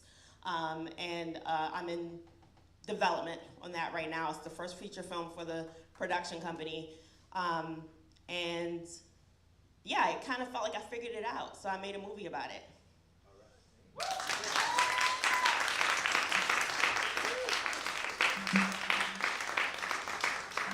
Thank you, thank you, thank you. Yes. Hey, give it up for her one more time, yo. And check her movie out. You said it's on Amazon? Yes. Check her movie out on Amazon. That sounds awesome. Called NOS, right? And Yep. none otherwise specified. Oh. Oh, dang. Okay. She got me. That's old DSM-4 though, so yes. Hey. Yeah. All right. This is it. That is the end of our night. That's all the speakers. Hey, give it up for everybody that came up here today. Yes. Everybody brave enough to tell their truth. That was dope as shit. Shout outs to every last one of y'all. Absolutely, absolutely. I can't thank everyone enough Facts. for braving the storm. We did it. We did it. Yes, we survived, and we came here, had a good night. You feel me? You had to go through the storm to get here. Isn't that how life is and shit? You feel me? To get something good, you gotta go through storms and shit. So that's what's up. Absolutely, absolutely. So we are kicking off the end of Speak Your Truth 2022. There's a lot of emotional expression here, a lot of differences in ways of thinking. People are vulnerable, and we just are here to listen, speak, and be moved, right? So I hope you guys are moved, and I hope you guys can come back in the next year as well, because there's definitely going to be a 7, right? Are we? 100%. Okay, all right. But yeah, no, definitely. I can't finish all that pizza. Please, guys, we're going to do a special thanks, and then we're going to wrap up, and then you guys are going to clear out with the goodies. I mean, don't take the Cupcake Lady stuff without purchasing it, but the pizza, the chips, and the coffee, whatever you guys want to grab, you can certainly do that. Yes. But I want to thank you, Malcolm. I want to thank you. Thank you, bro. Hey, give it. It's always a pleasure to do these with you. Always. 6 years down, and we did it. Thank Yes. you so much. And of course, everybody, Tyler right here. Give it up for Tyler. Yes. Yes. A lot of the coordination of this event happened through Tyler. Give it up for him. Again, please. Yeah. He deserves it, bro. He puts on all of this. Absolutely, absolutely. Give it up to the vendors. Yeah, and the vendors in the other room, if you can hear us. The vendors in the other room. And everybody on live stream. Everyone on live. Joe the comedian was on live stream after he left, still watching. Shout outs to him. He said everybody was dope. He said a lot of talent on the stage. Adrian Had a good time. Thank you, Adrian. Yes, and yes. Somebody else. Well, we know. Give it up for everybody online. Hey, give us a live stream people, yeah. All right, and lastly, you guys, please give yourselves a round of applause. Making it here tonight again. That's all I got to say. Tyler, you got anything to say? Okay. Donate. This night was great. This night was good and everything. But if you really want to support these people, support with your pockets. All your money goes to everything that they do. I'm pretty sure your money goes to doing events like this, to going to them, the meetings they have, everything they have. Just donate. As you know, this was a free event, so please donate with your pockets. Right there, you see a little cash joint and a QR code you can scan. Yep, right there. So please donate so they can continue doing the good work that they do. All right? Bet.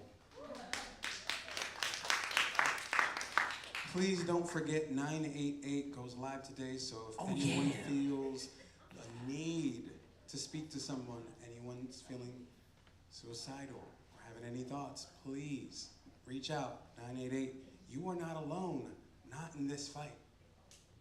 Thanks. Hey, thank y'all for coming. Talk to your vendors. Have a good night. And get home safely. Hopefully it's not storming.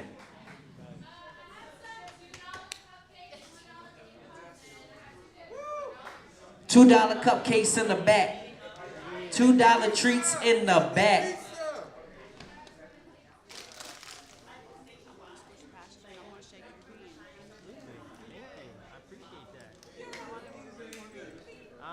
Performing about